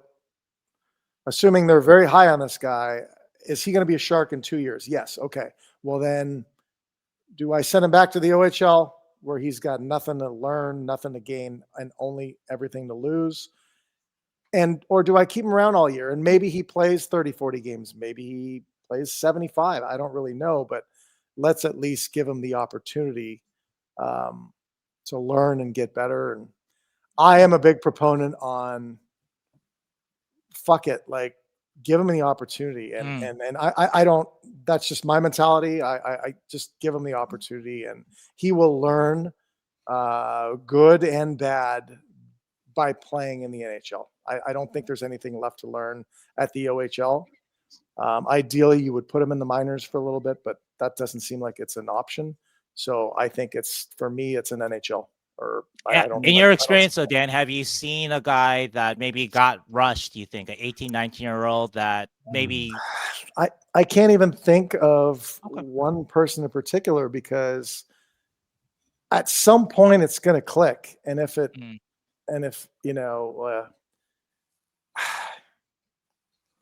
Sorry, I I got don't one. want to dead space. Yeah, go ahead. Yeah. The Blackhawks 2-3 years ago put Korchinski in the NHL because he was kind of same boat as Yeah. Dickinson, where he was too good for his minor or his junior leagues, and then they put him in the NHL. He stayed the whole year in the NHL, did okay, but then the next year decided that you are minors eligible. They put him back in the minors for the next year, which was kind of strange. It's kind of like a weird development path. Spent a whole year in the NHL and then go back to the minors. But like that is a possibility too, where they decided that, you know, the development wasn't fully there in the NHL from that year that they had him there. They had to put him there because he was too good for the juniors essentially, and that's where they put him. So all right. Well, my extra 2 cents now that I've had a minute for my brain to work. We all want the Sharks to succeed. If the Sharks are doing well, I still think you keep him around. He's in practice. Maybe he doesn't play a ton, but he gets to learn. He gets to be part of the team. It's very important for the coaches to keep his confidence up, build him up, even though he's not playing a lot of minutes. If the Sharks don't do well, which none of us wanted to do, you fucking throw him out there. That's my 2 cents. You mean you play him? You Like, play they're the not shit doing out. You well? play the shit out of him. Yeah. Doesn't that kind of like for a defenseman though? You see that red light behind you a lot. I mean, I think there's a mentality there where I can, again, a lot of what I'm bringing here to this podcast is me using what I went through. Yeah, of course. I wasn't a big prospect, but I was at the NHL level. I didn't get a lot of minutes. I was fourth line winger. I was not coached properly. They didn't do a very good job of keeping my confidence up. And when I got to Tampa, it was one of those things where it was the worst team in the league, and they just fucking threw me out there. They threw me out there. Fair. I wasn't 19. I wasn't 20. I was 24. But that's where it clicked for me. It was an opportunity given, and it was an opportunity that I took and ran with it. And that's what I mean by if the team's not doing well, so what if he gets scored on? Just give him the opportunity to figure it out. And better that than going to the OHL and doing and what? I don't know. That's so this is where I think it's really interesting, because I think it's so personal to like the person's own competitiveness and mentality and approach, right? Like you coming in as an undrafted and then being like, give me that opportunity. I've been dying for this, versus like a high pick, right? Coming in. And then to Keegan's point, let's say they run him on this track and they put him in the HL back. You're like, that could mess with you mentally. Or to Sheng's point, the lights off in the background, right? Like it's all about the mental approach to it and that personal approach to it. And, you know, and I think that's what, you know, sink or swim. And we've, who is that guy, that defenseman that we got from New Jersey in the Timo Meier trade that we shipped off? Hotiuk. Yeah. And they said a lot of the reason was he didn't deal well with all, you know, being fucking horrible as a team. Well, a failure, right? Yeah. Yeah. He didn't handle it well. Yeah. Right. And I think that's a lot of it. Like if some guys, and it's that perspective, like Dan said, like you came to it and you're like, this is an opportunity. And again, I'm speaking from my personal experience. Yeah. And I'm also a defenseman. I'm not a goalie. Do I think a goalie needs to get scored on 5, 6, 7 goals a night? Do I think that's good? Probably not. So if he's a goalie, maybe it's different. But if this is a guy that you think you're going to want on your team in 2 years, I think you keep him up. All right. Well, my opinion. I think it also speaks. I tend to be very conservative with these kind of things, so I think it's better to shelter, protect a guy. But I understand your perspective, Dan. Just sink or swim. I'm not saying I'm right. I'm just saying that's, you know, if I'm a competitive, and then you see what you got too. I mean, if the guy whatever, we're gonna. All right, let's Boilers finger gun it real quick. Sheng, in or out all season. Well, we talked about this. I still think I need to watch more in the scrimmages and the exhibition games, but I think that they give him his 9 games. I think that they send him down to AHL for a conditioning assignment, air quotes conditioning assignment. There's ways to manage, and then World Juniors will come around that time. and space out his 9 games too, so he's not playing every game. Exactly. And get him to World Juniors, and then after World Juniors, send him back to London. So that is my prediction. I'm open to being wrong, but I think a lot of, again, defense, a lot of that processing. I just I tend to be more cautious. So, but all it takes is one game. It can be one play. Fair. He can have 7 shitty games in a row, but on game 8, he gets a goal and 2 assists. Then the next game, he gets another goal. All of a sudden, he's got confidence. Yeah. You can be like, had you given up on him after 6 or 7 games, send him back to the O, you may miss out on that opportunity where, again, referring to myself, where you get a fucking player to just figure it out and find that next level and confidence. And so I say fucking, I agree. I think they're going to drag out his 10 games. I don't think he gets 10 games out of the gate. I think he gets 1 or 2. He gets scratched for a couple, 1 or 2. All of a sudden he's been on the team for a month and a half. Then we'll see where the team is. We'll see how the team's playing. We'll see how he's playing. I think they drag this as long as they can. Yeah. I think he stays up. To Keegan's point, that you kind of referred to earlier, if I read between the lines of what Mike Grier's been saying, I think he stays. Okay. I think he'll have to carve it out for himself, but I think he stays. At least they're trying to reserve a roster spot for him in some description. Certainly. Yeah. Certainly. Yeah. So he already has thought about the fact that he probably has to move somebody out to keep Dickinson in. So unless Dickinson, that was Vlasic. Well, one person, yeah, but if you use Misa and Dickinson, he still has to move somebody out. Sure. Right? So are people going to listen for 2 hours? Is that they will actually. They've listened for 3 hours, Dan. Not to. They advocate. We'll be done in just a sec. Yeah. But Dan, if you want to jump off the week, we can finish up too, Dan. I don't want to. No, I mean, oh shit, 5%. My 2015 laptops. You guys, I was at 100% when we started. Well, okay. Dan, if your laptop's gonna die, let's look over these topics and see if there's anything that like we okay. Actually, I want to jump to something that I do want your opinion on, though, if you guys don't mind. So I think this one is a little more essential because other things we were gonna talk to you about Vlasic and Clowe, but we already talked about that recently. So a couple of things that I'll start over. Okay, so 157.30. So, Dan, one thing I wanted to talk to you about in particular is the improvements that they're making at Sharks Ice, and you haven't seen them, but they have renovated the locker room. I'm plugging my computer. Yeah, they've increased just general space in the locker room too. They've added a dedicated video room for the players. Actually, it was funny. The Barracuda, the Texas Arena, they had a dedicated video room. I'm not sure if the Sharks had one. So anyway, they have a very nice video room now for the Sharks players.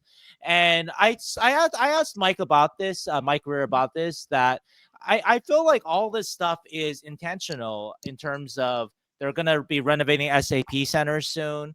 They are in the upward trend of the rebuild with Macklin Celebrini and Will Smith and Michael Misa. They're seeing the light at the end of the tunnel with these players, that you want to set it up for San Jose, not just the city of San Jose in California, but also the Sharks facilities, practice facilities, SAP center to be first class. And along with the team being better, so you can attract free agents to play with Macklin and Will. But anyway, what I wanted to ask you, Dan, in particular, is when you joined the Sharks in 2008, I'm sorry, how did Sharks facilities compare to the rest of the league? And what have you heard about it in the time since you left San Jose, too, the last 15 years, basically? I know they're trying to improve, which I think I'm 100% behind. I think in sports and in hockey, you're going to talk about little things and improving your weight room, improving your amenities at a practice facility where you are so much of the time. You're spending, I don't know what the percentage is, but it's a high percentage of your time at the practice facility. You want to make sure that that's a place, I talked about it, I think last time, you want to make a place that players are happy to go to, happy to show up. You got your recovery stuff. for the guys that do stretch and actually do recovery, unlike myself. But there's important things that you can do, little things you can do.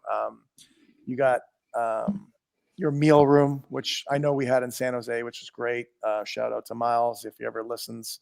The food was always phenomenal, and those are like important things. As for how it compares to other teams, obviously I wasn't in 26 of the other locker rooms, but I would say it was probably an average place to play. Oh, in 2008. Okay. Again, having not seen some of the other venues, hard to compare without seeing them all, but improving is always a good thing. Again, it may not make the difference as far as getting players to come. It may, but I think what it does is it keeps the players that you have happy, content, healthy. And like I said, I think I mentioned on one of our first podcasts, keeping the wives happy. Those are little things you can do, bringing kids around, having places in the arena for kids to do things while you're working out or whatever. Those are little things that you can do to create that family atmosphere and keep the players that you have on your team happy. And I don't know. I'm happy that they're going to renovate. I'm looking forward to seeing the renovations, and I'm all for it. And Dan, also wanted to close out with you here too, just because we're talking about camp. Just any fun camp stories? You were there. The Sharks had just acquired you. The infamous Jeremy Roenick, Devin Setaguchi, Torrey Mitchell scare tactics. That's August 2008. So just any memories of that incident and any other camp stories? Well, let's finish on that. I was taking that story to my grave. I was not going to speak of that. And then somebody went on Spitting Chicklets and just. It actually came out before that. Oh, really? Or let the cat out of the bag. So, might have been JR. So that was my first year here. And the Sharks, at least when I was here, we always did a great job of team building. And what better place to go than Vegas, team building wise. And I remember it was my first night meeting all the guys, and probably drank a little bit too much. So me and Brad Lukowich came onto the team. We were new. We were supposed to be the marks. We were supposed to be the first people to go to this thing that JR set up, where I remember playing cards during the day, and this guy at the card table invited us to this party at this mansion in Vegas. And I do remember that, but which was, that was already set up. And for those that don't know, I'm sure you can look it up, but there was a show called Scare Tactics where Torrey Mitchell and Devin Setaguchi ended up being the first two to go to this mansion. And it's too long of a story to retell. You can look it up anywhere online.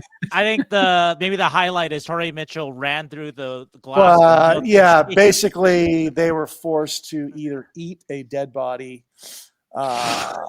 dead human body.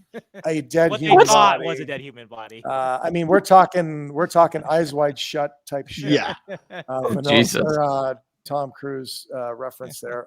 But like people in masks and it was the eyes too, like the pupil vampire eyes, and some weird shit where you're like, you got to eat this person's intestines or die. What do you do? And they thought that JR got killed or something like that. That was another thing. So he got shot, and so you have your fight or flight. And Seto, who I'm playing golf against tomorrow, so I'm gonna have to go to bed here soon.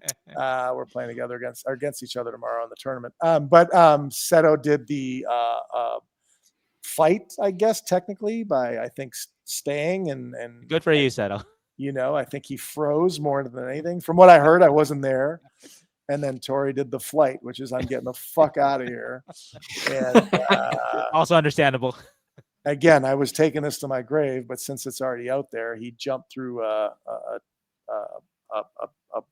window / door / I don't know what it was, and second floor too, I think, right? Or something. Kind of. I don't know. No, it wasn't a second floor. I wasn't second floor. Okay. It was a what do they call it? 2 pane or 3? It was a thick and jumped through and had some cuts and started running, ran off into the fields. before somebody caught and said, hey, like almost like you're on candid camera type shit. Anyways, it never saw the light of day. I was taking it to my grave, but some people talked about it. JR was responsible for putting it together, but let's just say, how did you get involved? Like, what was your role? like, in how this? come you No, avoided it? Because you're I know invited. I was. Oh well, I left that part. I was hammered. I was hammered. That's your role. is hammered. I was hammered. And no, I was. Good. They were going to do tour. They were going to do me and Brad, and then film, cut, and then bring in Seto and Devin, or Seto and Tori, cut, and then you do like an edit and show both in your 1 hour show. But you and Brad were the new guys because Brad me and came Brad in were from- new, and then I was hammered, so they went with Seto and Tori first. And then when Tori jumped through the window, they just Stop. they Yeah. shut Cut. they shut down all productions, and so I don't know what I would have done. I would like to say I would have eaten the intestines, but that's easier said than done. I mean, I would have had to have been in that position to actually, figure out what I would have done. But that's the short version of a very long story. Well, from what I understand too, that how did Doug Wilson That was my question. react to all this? I think No, he was not happy. yeah. He was not happy at all, and that's why it got canned. And I don't blame him. I mean, it was a joke kind of gone wrong. I mean, Tori cut himself up a little bit, and it visually or it didn't have a very good look, and that's why it was buried. I was taking it to my grave, but again, I don't know who spoke about it first, but it's all out there now. Did you guys watch the video at all? Never saw it. Never You saw it. I saw a transcript of it, like literally a written transcript of, and then this happened. But as far as actual video, I've never seen it. How does Doug Wilson address the locker room after that? I mean, what does he say? I would be lying if I told you. I just remember it was like kind of one of those, like, we're not going to speak of this. He was not happy, and it disappeared. Yeah, I don't know. I don't really know. There's a videotape somewhere in someone's basement of this. Someone has that, right? The lost tapes. Maybe it disappeared. That we need to find. I imagine that there isn't a camp story that you had that can top that in your time with the Sharks. That was that was well, I do, but you can't tell us that one. No, that's the After Dark. We're gonna need some more sponsors for that one.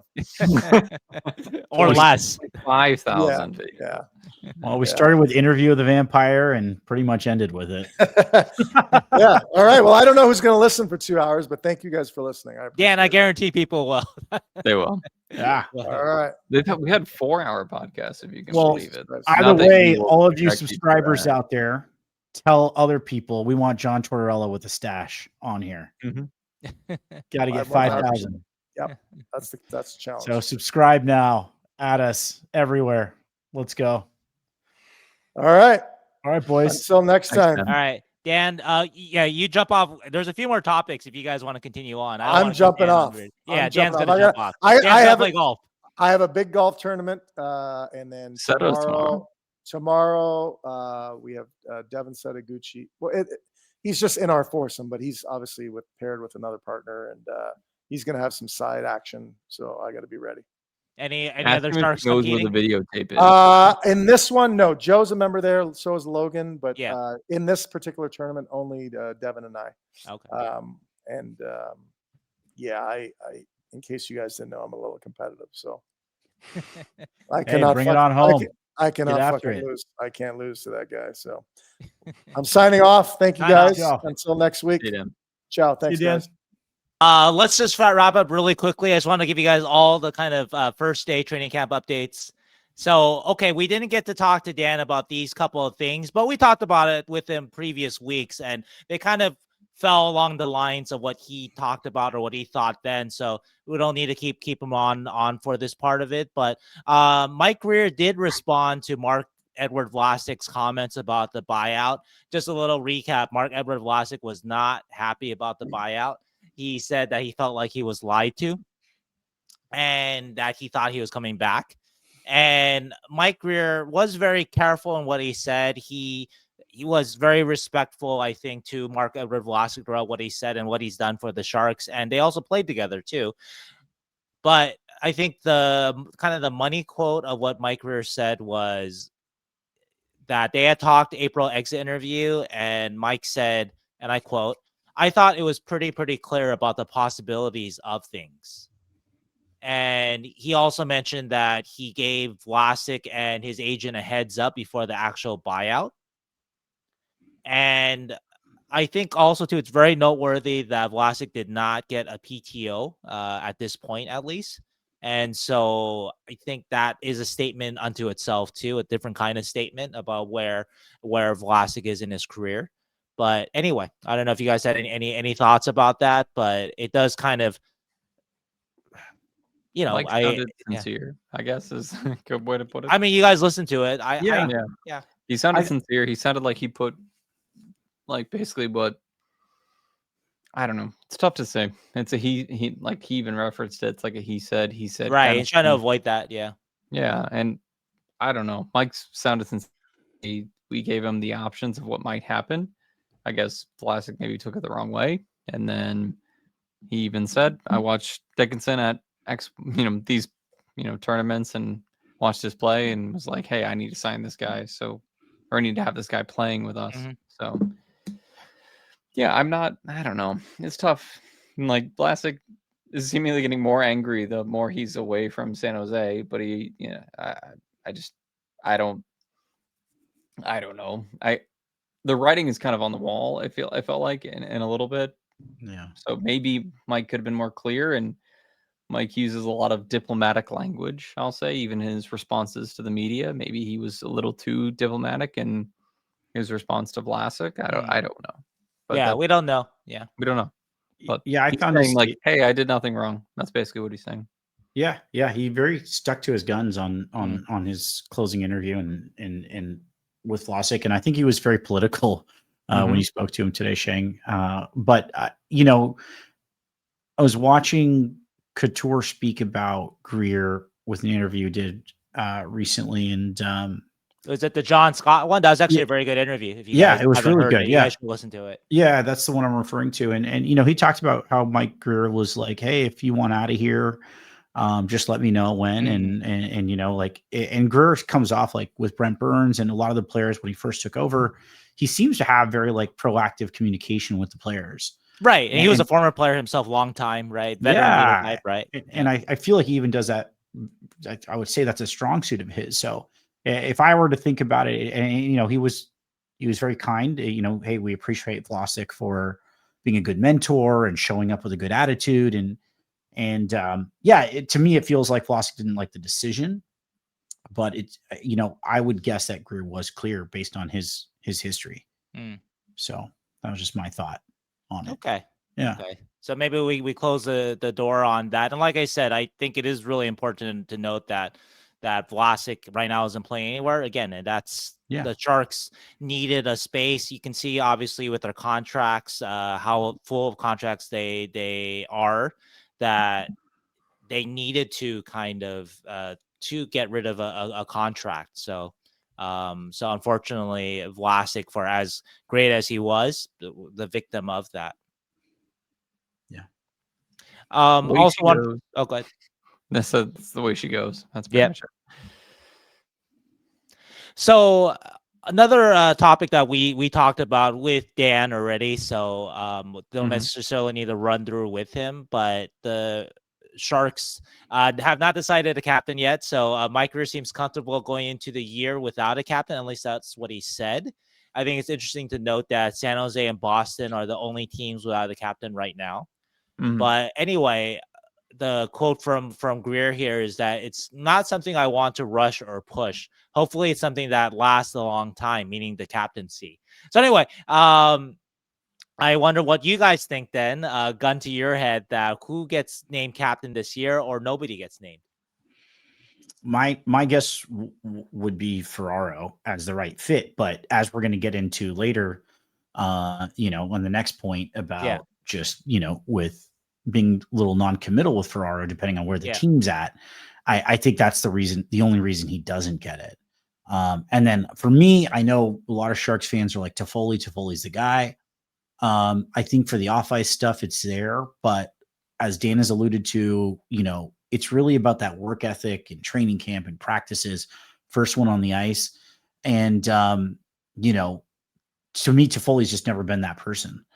I think he works hard by all means, great player and all of that, but you want that guy who's going to, be the first one on the ice, like Pavelski tipping pucks an hour before practice with Bernsey and dragging people into more practices, not just, things off ice. And I just don't see that with Toffoli. So I think no captain, gun in my head. No season. Captain right now? Yeah.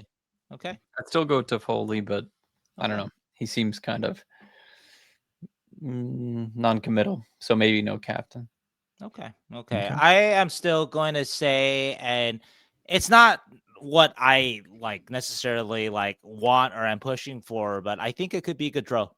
I think that he kind of has a little more of the obviously the cup winning experience, which Toffoli has too. But I think in Goodrow, you have a little bit more of that grind, that kind of that Dan was talking about, that work ethic or whatnot. Yeah. And I know he's not the popular choice by any means among Sharks fans. Well, I want to make it clear that I'm not advocating for it, but I have a counterpoint. Okay. So first of all, yes, Goodrow been in the league for a very long time, been a very popular Shark in the past. Good guy. The man has been on waivers. The man you're trying to prove to your young guys this is a winning team. You have probably, and I love Goodrow, probably the worst player in the NHL as your captain. What does that say about your team? I don't they know think it he's too. the worst player in NHL, but okay. He is though. He by most definitions is probably the worst forward in the NHL.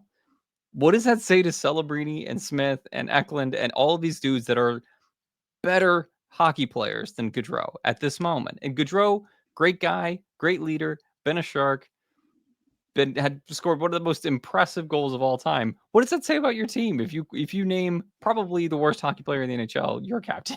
So to answer that and play the devil's advocate, because I don't, all the fans are saying, and why everybody who ever says Sheng, you're crazy for putting Goodrow as the captain, is also saying absolutely. I think if they were, let's just say it happens, right? I'm not saying it's either a good idea or a bad idea, but let's say if it does happen, I would think the logic to it is the same thing that you're saying is hey, okay, you were waived, you're horrible, but you're setting the culture. And what does Goodrow represent, in his work ethic, his grit, his tenacity? He was dropping the gloves at the end of the season last season. So I think it's a cultural, you're setting the culture of the team. And I think that's why. And to your point, that could be a bad thing. I want a guy because then you're setting your worst player, right? So it could be a bad thing too. It could be a bad decision, but I think that's what they're saying. That's my current argument. It's yeah, there's a lot of cultural arguments. There's a lot of those kind of things, but they know it too. It's not like Celebrini doesn't know that Goodrow is not probably pulling his weight the same way that a lot of guys are on the team. Yeah, that's true. I want to stress again that it's not me advocating for this. So it's just me putting pieces together. So I want to say that part of it. But also, too, I wanted to add, too, I don't want to argue the point about Goodrow, whether or not he's the worst player in the NHL or not. I don't think he is. But I do want to say, though, that there's plenty of examples of teams that have captains aren't necessarily even close to being your first or second line. Actually, the first guy that popped in my mind that is in a similar situation as the Sharks are in now is, I don't know if you guys remember a guy named Derek McKenzie. And he was a grinderish type. He was the captain of the Florida Panthers 2016 to 2018, a couple of years there. This is the Florida Panthers team that Barkov got drafted into and was the prelude to, obviously, I'm not saying that Derek McKenzie. That's a very good point. Was necessarily pick a guy like Dave Anderchuk, even if Boyle's not here, but pick a guy that has benefit to the team. Anderchuk wasn't the best guy on their team. He He was probably a third liner at the time that they won the cup, but he's an older veteran. But like Derek McKenzie, did he prove to be anything for the Florida Jeremy Panthers? McKenzie was a fourth line guy. He was a guy like a Goodrow. He was a fourth line. He was a center, so I guess that's slightly different than Goodrow. But I mean, anyway, what did Derek McKenzie do for the Florida Panthers other than lead them for 5 more years of nada? He could have set the culture that led to the future team. I think that's really short-sighted, to be honest, to not look at what a guy like a McKenzie or a Goodrow can do kind of off the ice in terms of just how he works and professionalism and whatnot. Like everyone knows that, okay, you need a goal with a minute left in the game. You're not sitting Barclay Goodrow over the ice. No one disputes that, right? And I'm not arguing that Barclay Goodrow is the Barclay Goodrow from a couple of years ago when he was actually one of the better bottom 6 players in the league. He was. But like a player that let's call Barclay maybe not the worst player in the league, but let's say that he is among forwards. He is a fourth line forward, right? Which is the bottom 5 to 10% of the league, if you want to put maybe bottom 5, 10, 20, whatever, right? In along those lines, right? But I'm not going to sugarcoat it, Chang. I don't want to like say like he isn't or isn't. He had a very bad season last year and was on waivers from the Rangers. He's not a good player in terms of his actual effect on the ice. He's on the worst team in the NHL and was not a good player. He was not as good last year.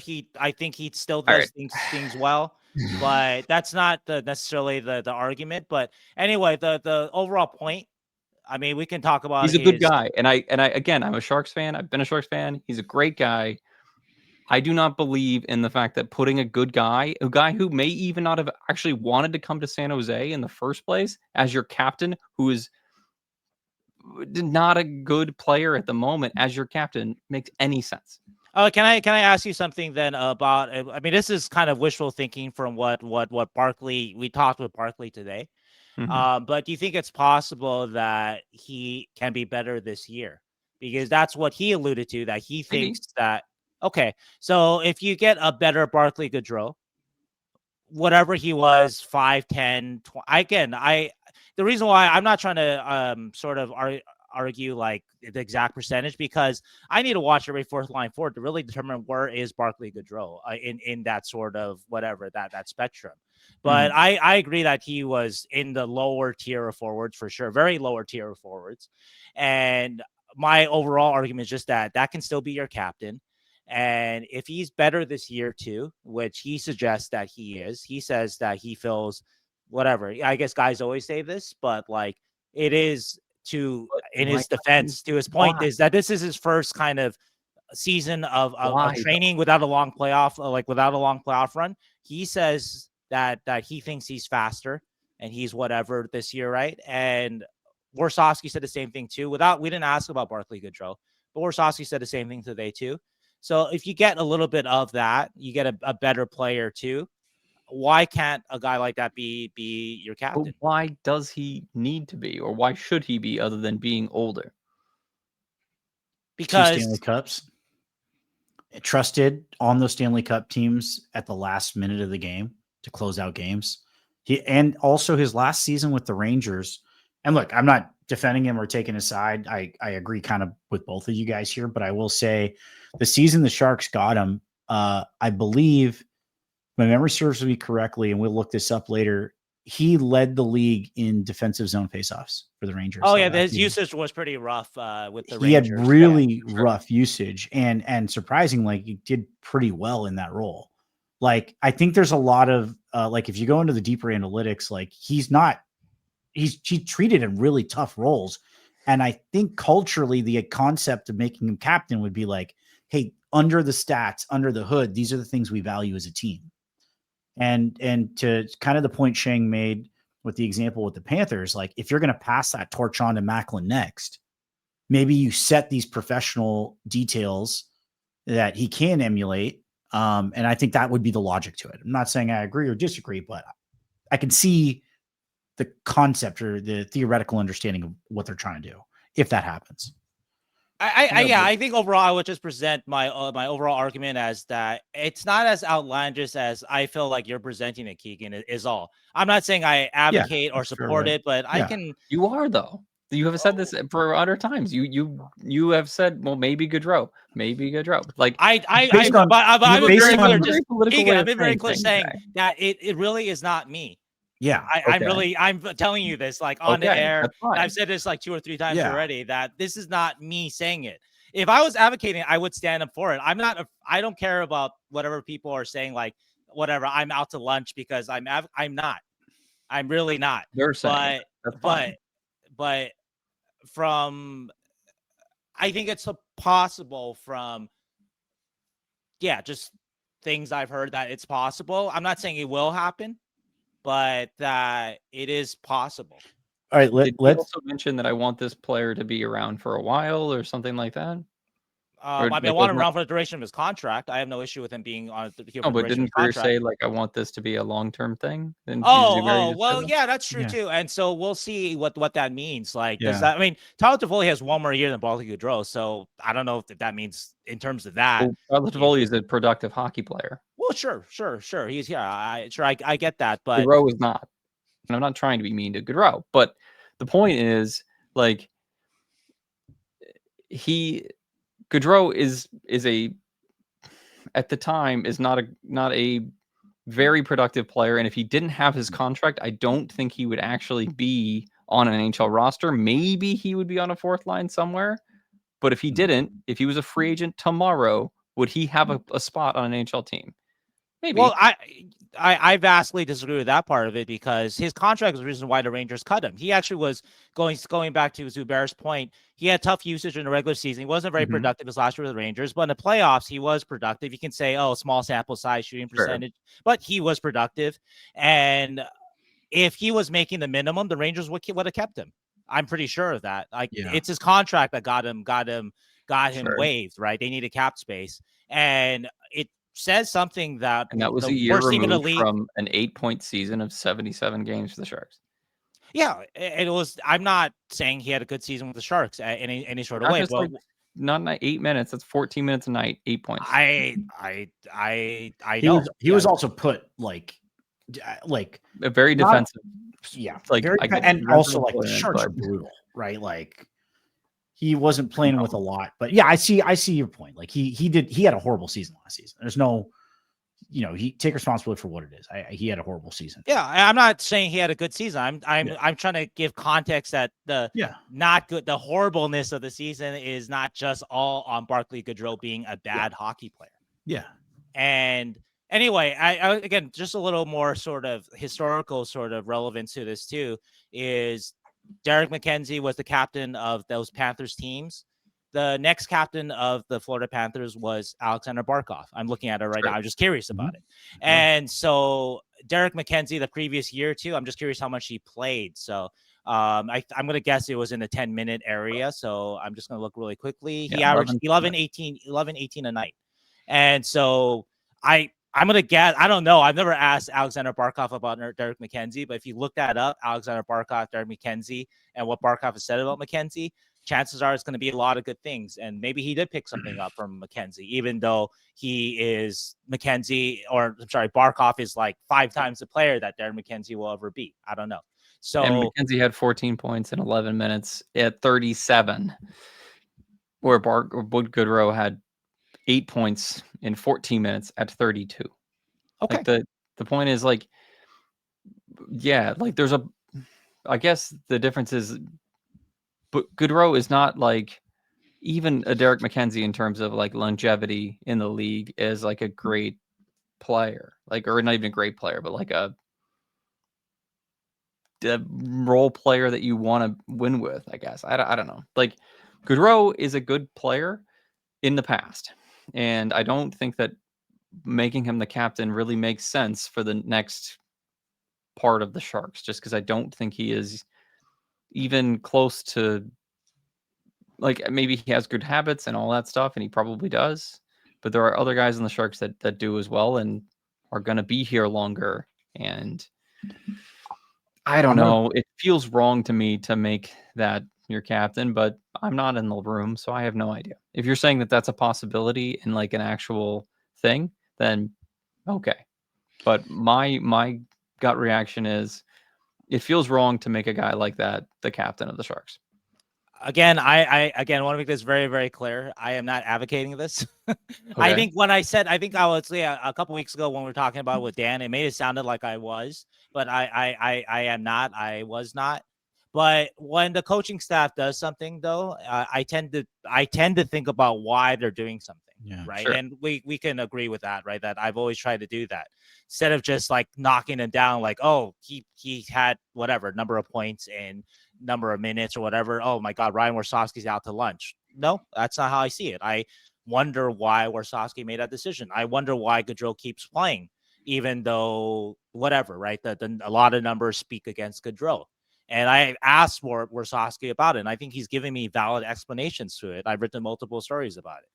And so the coaching staff, I don't think thinks he is the worst player in the league. I'm pretty confident of that. I don't think it's one of those situations where they're just carrying him because of his contract. I mean, they just cut Vlasic, right? They stopped carrying that guy, right? So there is sort of wasn't signed by Mike Grier, the guy that wasn't like had any ties to Mike Grier. This was a Mike Grier decision. Well, yes and no. I mean, he played with Vlasic, so it's not like there is a zero kind of relationship there, right? So I feel like I feel like you can get Mike Grier on here or a Ryan Warsawski on here or any of those guys, and they can tell you what Barclay does. And again, I've put out stories about what they've said. If you don't want to if you don't buy into that, that's fine. You know, I mean, I'm not trying to convince you of it, but I do think they believe it, though, is my point. They're not just trying to carry him just because of his contract or whatever. They believe he has a value. Okay. Right. So I think he has some value. I'm not saying he doesn't. I think he has a They believe he has value right now. I think he has a penalty killing fourth line player value. I also saw a guy that, like, when I saw Barclay Goodrow score a goal or like do anything on the ice last year, wasn't even happy about doing it. I also saw a guy a year ago that, like, when Grier was asked about Goodrow coming, he was like, I don't even really know if he wants to be here. Like, it was like a I don't know. Like, like Goodrow was unhappy about being waived from the Rangers and coming to the Sharks. Absolutely. Maybe it's changed.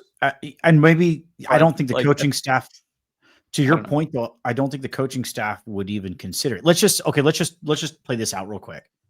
Let's say he's named captain. Okay. Mm-hmm. The coaching staff, like, I have enough faith in the Sharks coaching staff right now that I don't think they would make that decision unless there's been some sort of acceptance on his part that now I'm a Shark. Because you're right. I mean, more than acceptance, like Troy. Like, I want to be more than accept, right? And I think you started to see that just by like the end of the season. Like, he was dropping the gloves. He was sticking up for his team. He did play with a lot more passion, and especially the last 20 games of last year. He had a career high in fights. So just to jump in on that, he had 7 fights. I'm not saying fights are be all end all, but if a guy doesn't want to play for your team and he just cares about me and I don't know if he's doing that, if that's really his attitude. So he may have come in with a lot of unhappiness because of all the winning he did with New York and Tampa. But throughout the season, you're not putting your head out there to be punched by whoever you're getting punched by if you don't give a fuck. Yeah. I don't think so, at least. Of course. I think at the beginning he was a little bit less. He was apathetic. He didn't want to be here. Yeah. And you're right. I remember that interview, Keegan. Like, he was not happy. Like, of course he wasn't. And I mean, I could see his side, right? Yeah. I mean, I think we all can, right? Yeah. I don't know. Like, unless like I would want to make that guy the captain if he was every day coming out being like, we're going to be better. I'm going to be better. We're going to be a better Sharks team. And I have heard zero from Barclay Goodrow other than he's a good Shark 6 years ago. Like, that's in fairness, okay, so Barclay's not the most expansive guy, so we don't interview him a lot, but I heard that today from him. We spoke with him for 5-6 minutes. He's not he's not giving the most scintillating quotes. He's not throwing Macklin under the bus for banning him on the grouse grind. So all that kind of stuff, right? That's not Barclay's personality, but again, and to Zubair's point that, like, if they end up doing something like that, Like they're not gonna. I don't think that they're gonna anoint a captain that doesn't want to be here. Of course. Maybe he did not want to be here in last July when it happened, but things change, guys change, right? So yes, I would like to see some more of that change, and that also includes being a more productive player. sure. Yeah. Rather than just doing it because he's older. Yeah. Or like, I don't know, has good habits. Like, yeah, like all of these guys are in their 20s and 30s. Like they have habits that make them in the NHL. Dmitry Orlov is probably a good NHLer because of his habits. Like, Toffoli's a good NHLer because of the way he comes and prepares and stuff like that. Like maybe he's not the most vocal, but like, I don't know. Toffoli also could be part of a team that is actually competitive. Whereas I don't think that Goodrow will be. Even if like he somehow rebounded in a way, his 2 years left on his contract, the odds are not good that A, their Sharks going to be good in those 2 years, and B, that past those 2 years, he's going to be good to be on the Sharks. So I don't know. That's just my thought. I just don't agree with that. Like a guy like Radko Gudas, a guy like Derek McKenzie, a guy like, I don't know, Dave Vanderchuk. Like those are your bottom six, your bottom pairing, your leaders that even though they're like not going to score you a bajillion points, like they're the leaders. Like they're out there. Like think of Radko Gudas. The dude's the butcher. Think of Dave Vanderchuk. The dude is the leader. Like I'm not saying that Barclay Goodrow is the butcher, the leader. Like I don't know. I don't see it. So that's just my opinion. That's a good point. The ethos that I think Goodrow can bring is, we talked about rookie faceoff. Not to say that Barclay has anything to do with what's happening on rookie faceoff. He didn't, right? But like, how we were like, oh my God, Quentin Musty just like threw his body on a shot, like he was great, right? Like that's what Goodrow I think does still bring, and I agree with Zubair that everything except for the contract that Mario Ferraro probably should be your guy. He's earned it, whatever. But I don't know if Mario again is going to be here past March, whereas Barclay, 2 years, not a long time either, but still that's still there's a certainty there where Barclay's going to be this year and next year.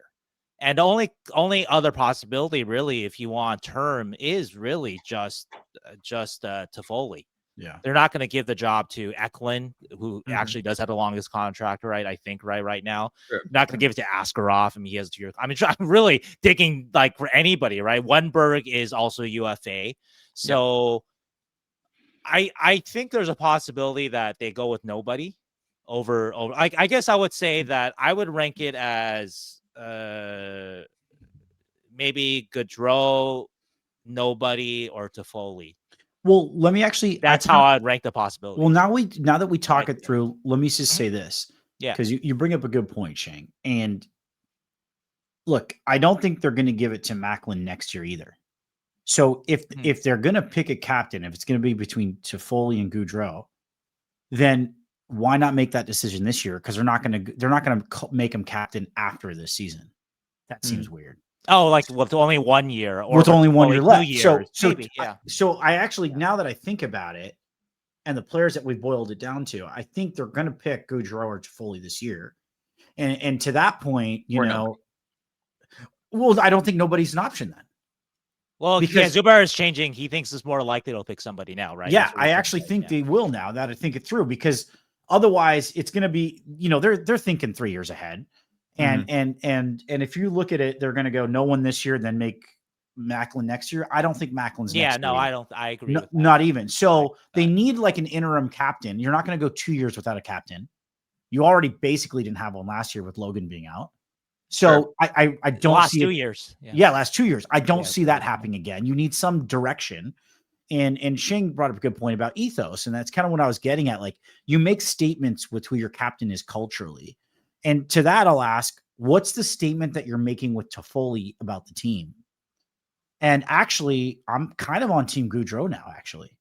I've kind of Keegan just jumped off. yeah, right when I said my statement. Exactly. He's like, we're one more definitely not cutting positive, this part. I'll fuck it out. We're fine. I'm back. Yeah, you no, we were left at laughing. the perfect right, time. right when Zubair was like, "Yeah, I'm kind of seeing the Goodrow argument." Like you just like signed off, or not you signed off. And I was like, I but, swear, you one more exited. Goodrow positive. He's like, I'm going to the docks. I'm out. No, It's over. my computer, like my StreamYard just said, like you're done. Refresh, and I was like, okay. So what did you say? I guess we can. But yeah, so to pick up where I left off, I was saying, I actually see Goodrow over Toffoli. I've actually thought my way into it. I'm not advocating for this. I swear, guys. So I am. Keegan, we're not cutting for this part. I was literally in the locker room last you- week, and my buddy Adam was giving me the exact Keegan thing. He's like, worst player in the league. What the fuck? No way. And I was like, I see it. But actually, when you're making a cultural statement of what you want your guys to emulate, I would rather want my team, like I'd rather go to battle like in a playoff series with a Goodrow.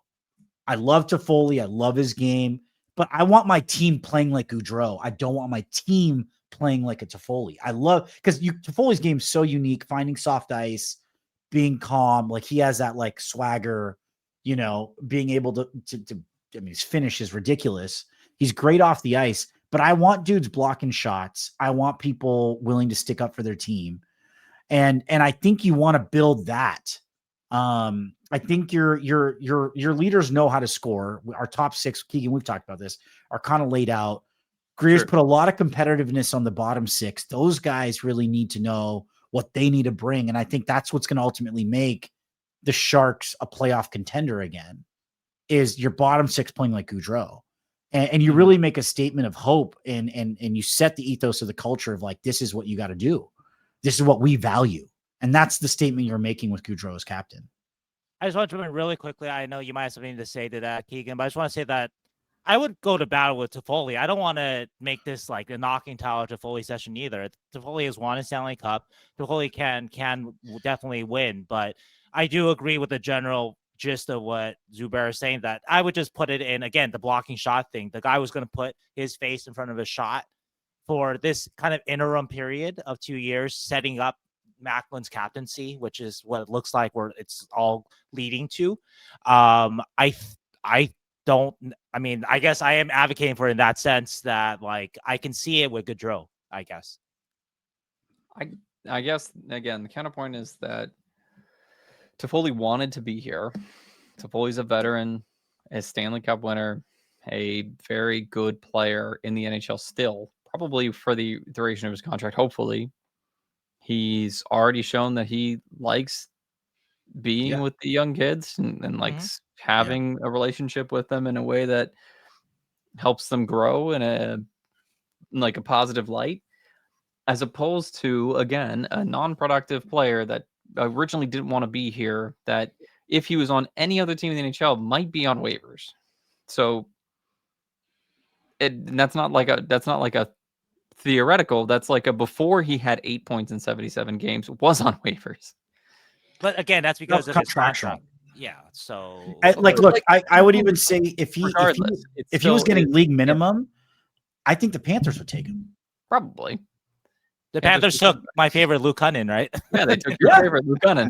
I think it's valid to talk about his productivity and his declining productivity, right? So I agree. I think that's a valid point that you made. Valid to Grier too in a year when he wants to make a better team and Goodrow's making 3.6. Well, no, but even not the better team part. We're talking about the team right now. We're not talking about the Sharks captaincy 3-4 years ago. We're talking about right now, right? Year. Sure, next year too. So if Goodrow gets worse, right? So you can't have a captain that is on the bench all the time, right? Sure. So your captain has to play, even just to talk to the refs. So he has to be good enough to play on your four lines, even though if that's not the highest bar, but still he has to be that good, right? So I think that's a valid point, that if Goodrow takes another step back this year, let's say that last year with San Jose was a decline from the year before in New York, which was obviously a decline from the year before when he was actually pretty good for the Rangers. If that continues, then okay, maybe that's a mistake to name him as your captain, right? Can he hold? Can he get better? that's probably the hope, right? Anyway, so I think that's a valid point. The thing that I think, though, I feel like you have to let go, and I'm going to say this to when I say Sharks fans, and it seems like that's a very unpopular phrase for me to say, but you have to let go that he didn't want to come. Look at the circumstance when he got waived here, that he had. Again, remind everybody, we've gone through this, litigated so many times, but I think, had 6 straight years in the conference finals or the Stanley Cup final. Of course, San Jose is on his no trade. I mean, why wouldn't it be? He earned a no trade 15 team, I think, list, right, when he signed that big deal with the Rangers. And if you're about winning, then of course San Jose's not on your list. It's not personal. He likes it here in San Jose. I don't think he has any issue with the city. He has no issue with the fans. It's just San Jose was bad for a long time. Sure. Yeah. So, okay. So I think you had to let that go, because that happened. He was unhappy. Of course he was unhappy. It was very clear he was unhappy. But a guy can't be like, okay, well, I'm here now, and this is the stage I am in my career, and I can start to embrace it more. And that's the one thing that I feel like your argument, I don't think there's anything there in terms of just, I don't think they would give the captaincy to somebody that doesn't want to be here, that can't live with it. You know what I mean? And I think that, I feel like if they did end up doing that they've decided that he's come to that point where, okay, that like, this is where I am in my career, and let's do this. Let's embrace this challenge. Whereas I had a challenge for 6 years running of trying to win a Stanley Cup, right? And that's a big change to come here. So yeah, I think that's one where I think that just people have to let go a little bit. That, yeah, he didn't want to come here at first. I think it's understandable why he didn't want to come here. But I'm going to say this for the 6th time, because people are going to say I'm not advocating for Goodrow. Not in a hurry. Well, then who would you advocate for? Ferraro, I guess. Honestly, if I had to choose, I think it probably might be Goodrow, just because I would be Ferraro, but I don't believe they're going to keep him. I don't, which is, I like Mariel, right? But like, they've been trying to trade him for years. Mike Grier said today in press conference, "Oh, there's a lot of interest in Mariel." Well, there is, but not enough that, I reported, I believe they've been looking for a 1st-round pick for him. So not enough interest in him. Yeah, so there's a lot of interest in him, but the quote from Grier too, where he says, hopefully it's something that lasts a long time. I don't think he's like, to what we were talking about earlier, I don't think that means like 5 years. I think he's more saying like, hey, people that are on their last year, I'm kind of ruling them out. And that's where I'm like, that's where I think that's Wennberg or Ferraro. It's not one. Yeah, exactly. Yeah. And that's kind of what I mean. Yeah. So, guys, yeah. And then when if again, boiler finger gun, I kind of talk through this conversation. I got to say Goodrow. Keegan, hate me. I don't. Keegan, sign up. Shark said. I don't see the argument above Toffoli. Like, I really don't. Okay. Like, Toffoli's quieter, I guess. And like, no, Goodrow is way quieter than Toffoli. There's no question about that. I can tell you, yeah. That's why you don't hear you said the face forward. That's Goodrow is not his own best advocate. And there's all sorts of stuff that goes on behind the scenes that we just don't know. And last year I saw Goodrow at the Couture retirement, and he was sitting next to Smith and Celebrini, and he was like, he was butting up with them. They were laughing, they were joking, they were having a good time.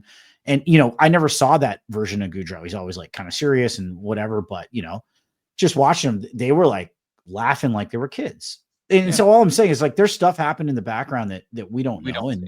And so I kind of like, I like to think about the coaching staff and like, these are guys that are professionals at this, and so I think about like, why would they do that? And they're obviously thinking about things otherwise. And then when I reverse engineer it, I'm like, it's to Sheng's point, like an ethos thing. I think like, what's that ethos that he would set as a statement to the culture. And so that's all I'd say. But, that I think is a good transition to Ferraro and Wennberg as UFAs after this season, and Grier's sort of comments on being non-committal with their contracts and extensions. So Sheng, you want to tell us what you talked to Grierzy about? Yeah, and I did want to, I guess, add one final point. I do agree with Keegan with Goodrow that there is a point where his play is so bad that you just can't put him on the ice. There's for anybody. I don't think he's at that point with this team. On another team last year, yeah, sure, if he was on a better team last year, but anyway, so I agree that there is a point. So, but sure. in terms of Ferraro and Wennberg, not that we expected that of my career to say, oh, I want to sign Miro Ferraro, I want to sign Alex Wennberg. But anyway, though, that it does kind of set up. I know that my career doesn't want to think about, he said, oh, I don't want to be selling at the trade deadline. But I mean, let's be honest here with this team, right? Like, chances are that's probably where we're going to be. You wouldn't take Carey Price's contract if that was the case, right? Things like that, right? Or, no, he did mention though that Carey Price contract is like a couple people have suggested that it's a good ballast to have.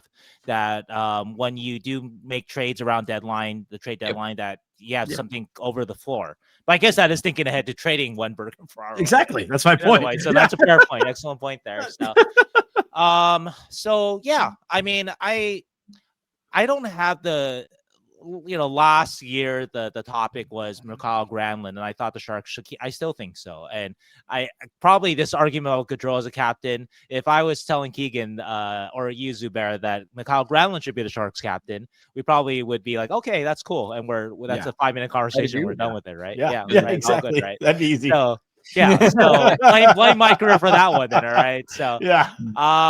But yeah, I can see arguments for keeping both these guys, but I'm not as I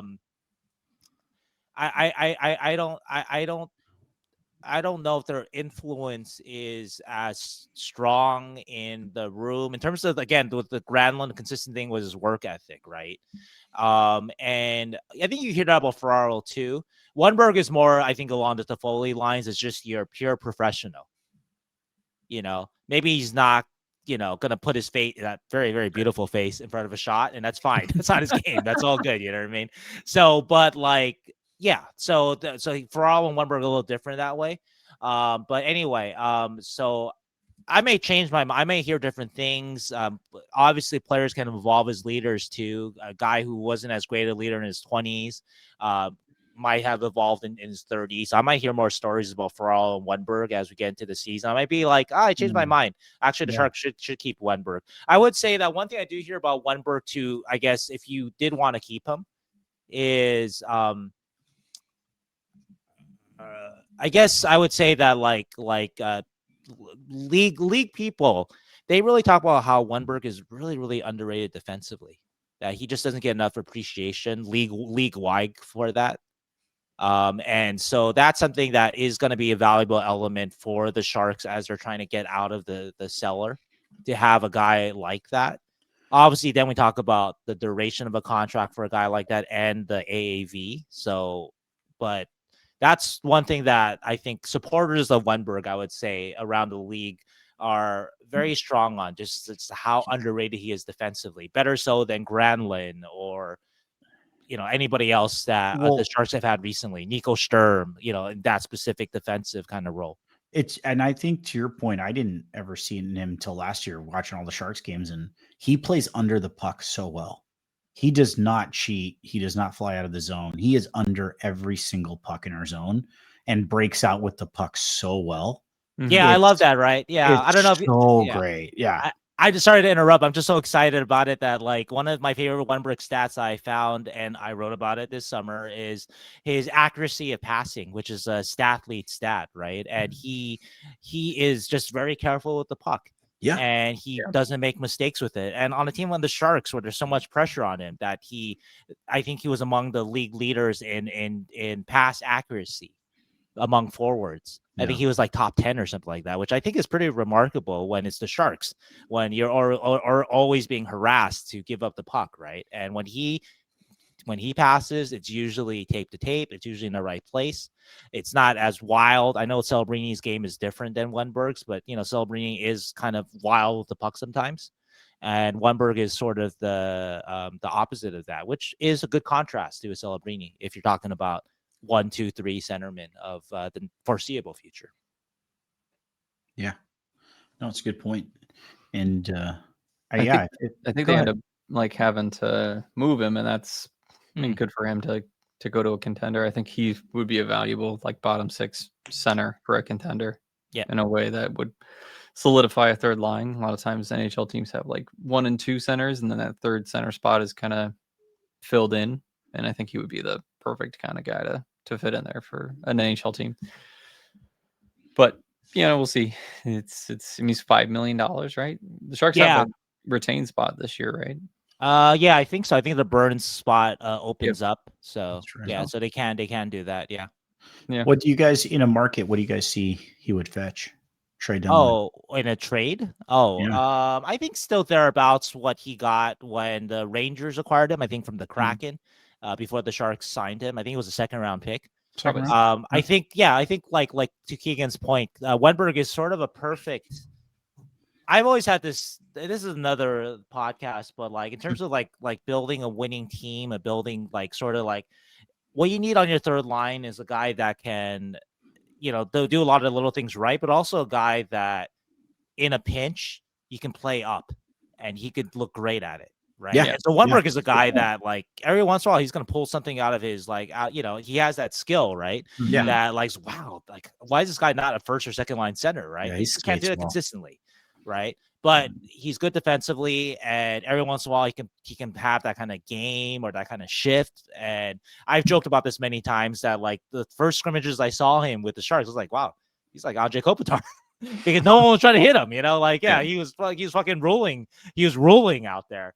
I forget who he had a one-on-one drill with today but he dummied that guy. I forget who it was, but he just it was kind of no contest. It might have been Musty or I don't know who it was, but he had a one-on-one with them. But anyway, so point is that he I think is a really good kind of third line center type. He isn't I think ideally you want again that guy that's going to put his face in front of shots, that kind of thing, right? I think that's a little less his game, right?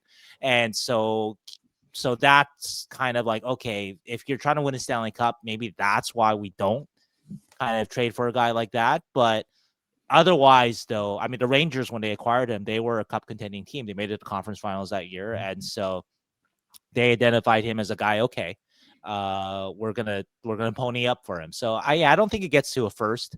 He doesn't have that kind of offensive upside that Granlund did to obviously get that first round pick. But so fair. All right. And then Grier also spoke on Clowe's departure as well. Okay, yeah. I don't know if we have much to say about this, but Dan Boyle. Yeah. Dan said it last week, so just kind of confirmed the point that Mike did point out that while it was a surprise to us as media or fans, because they just announced this just a couple weeks ago, that's something that they've been that Mike Grier and Ryane Clowe have been talking about for a while. Ryane Clowe's family basically stayed back in Florida as Ryan started the job with the Sharks, and so it's as simple as 6-hour flight from Florida to San Jose, or a 2-hour or so flight from Florida to New York. So it's, I guess, that pretty much that simple for that. Mike Grier did say, and Keegan does have hope here, that there's no plans to add a GM this year. And so, I think he hasn't received the email yet. It's I don't know. Actually, the last hour, Keegan, was our audition. So I'll be sending this in to Mike. See what he thinks. He may. It's kind of he may go with a pro Goodrow, anti Goodrow, or he may appreciate Zubair's kind of level-headedness. Like, hey, I can might be in the middle. We'll let fans talk about it. He also didn't say there's no he didn't say no captain. He just said he's thinking about it. So I think they'll go with somebody, right?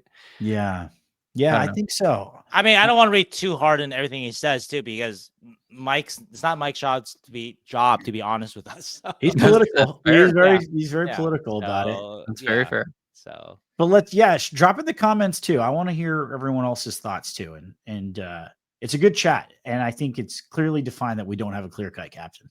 Yes, that we can come out of this. I love that. So yeah, I'm glad that Dan dropped off after 2 hours. I don't think he would have liked this last hour. We kept arguing. Yeah. All right, guys. Good session, and till next time, boys. We'll see you next time. See ya.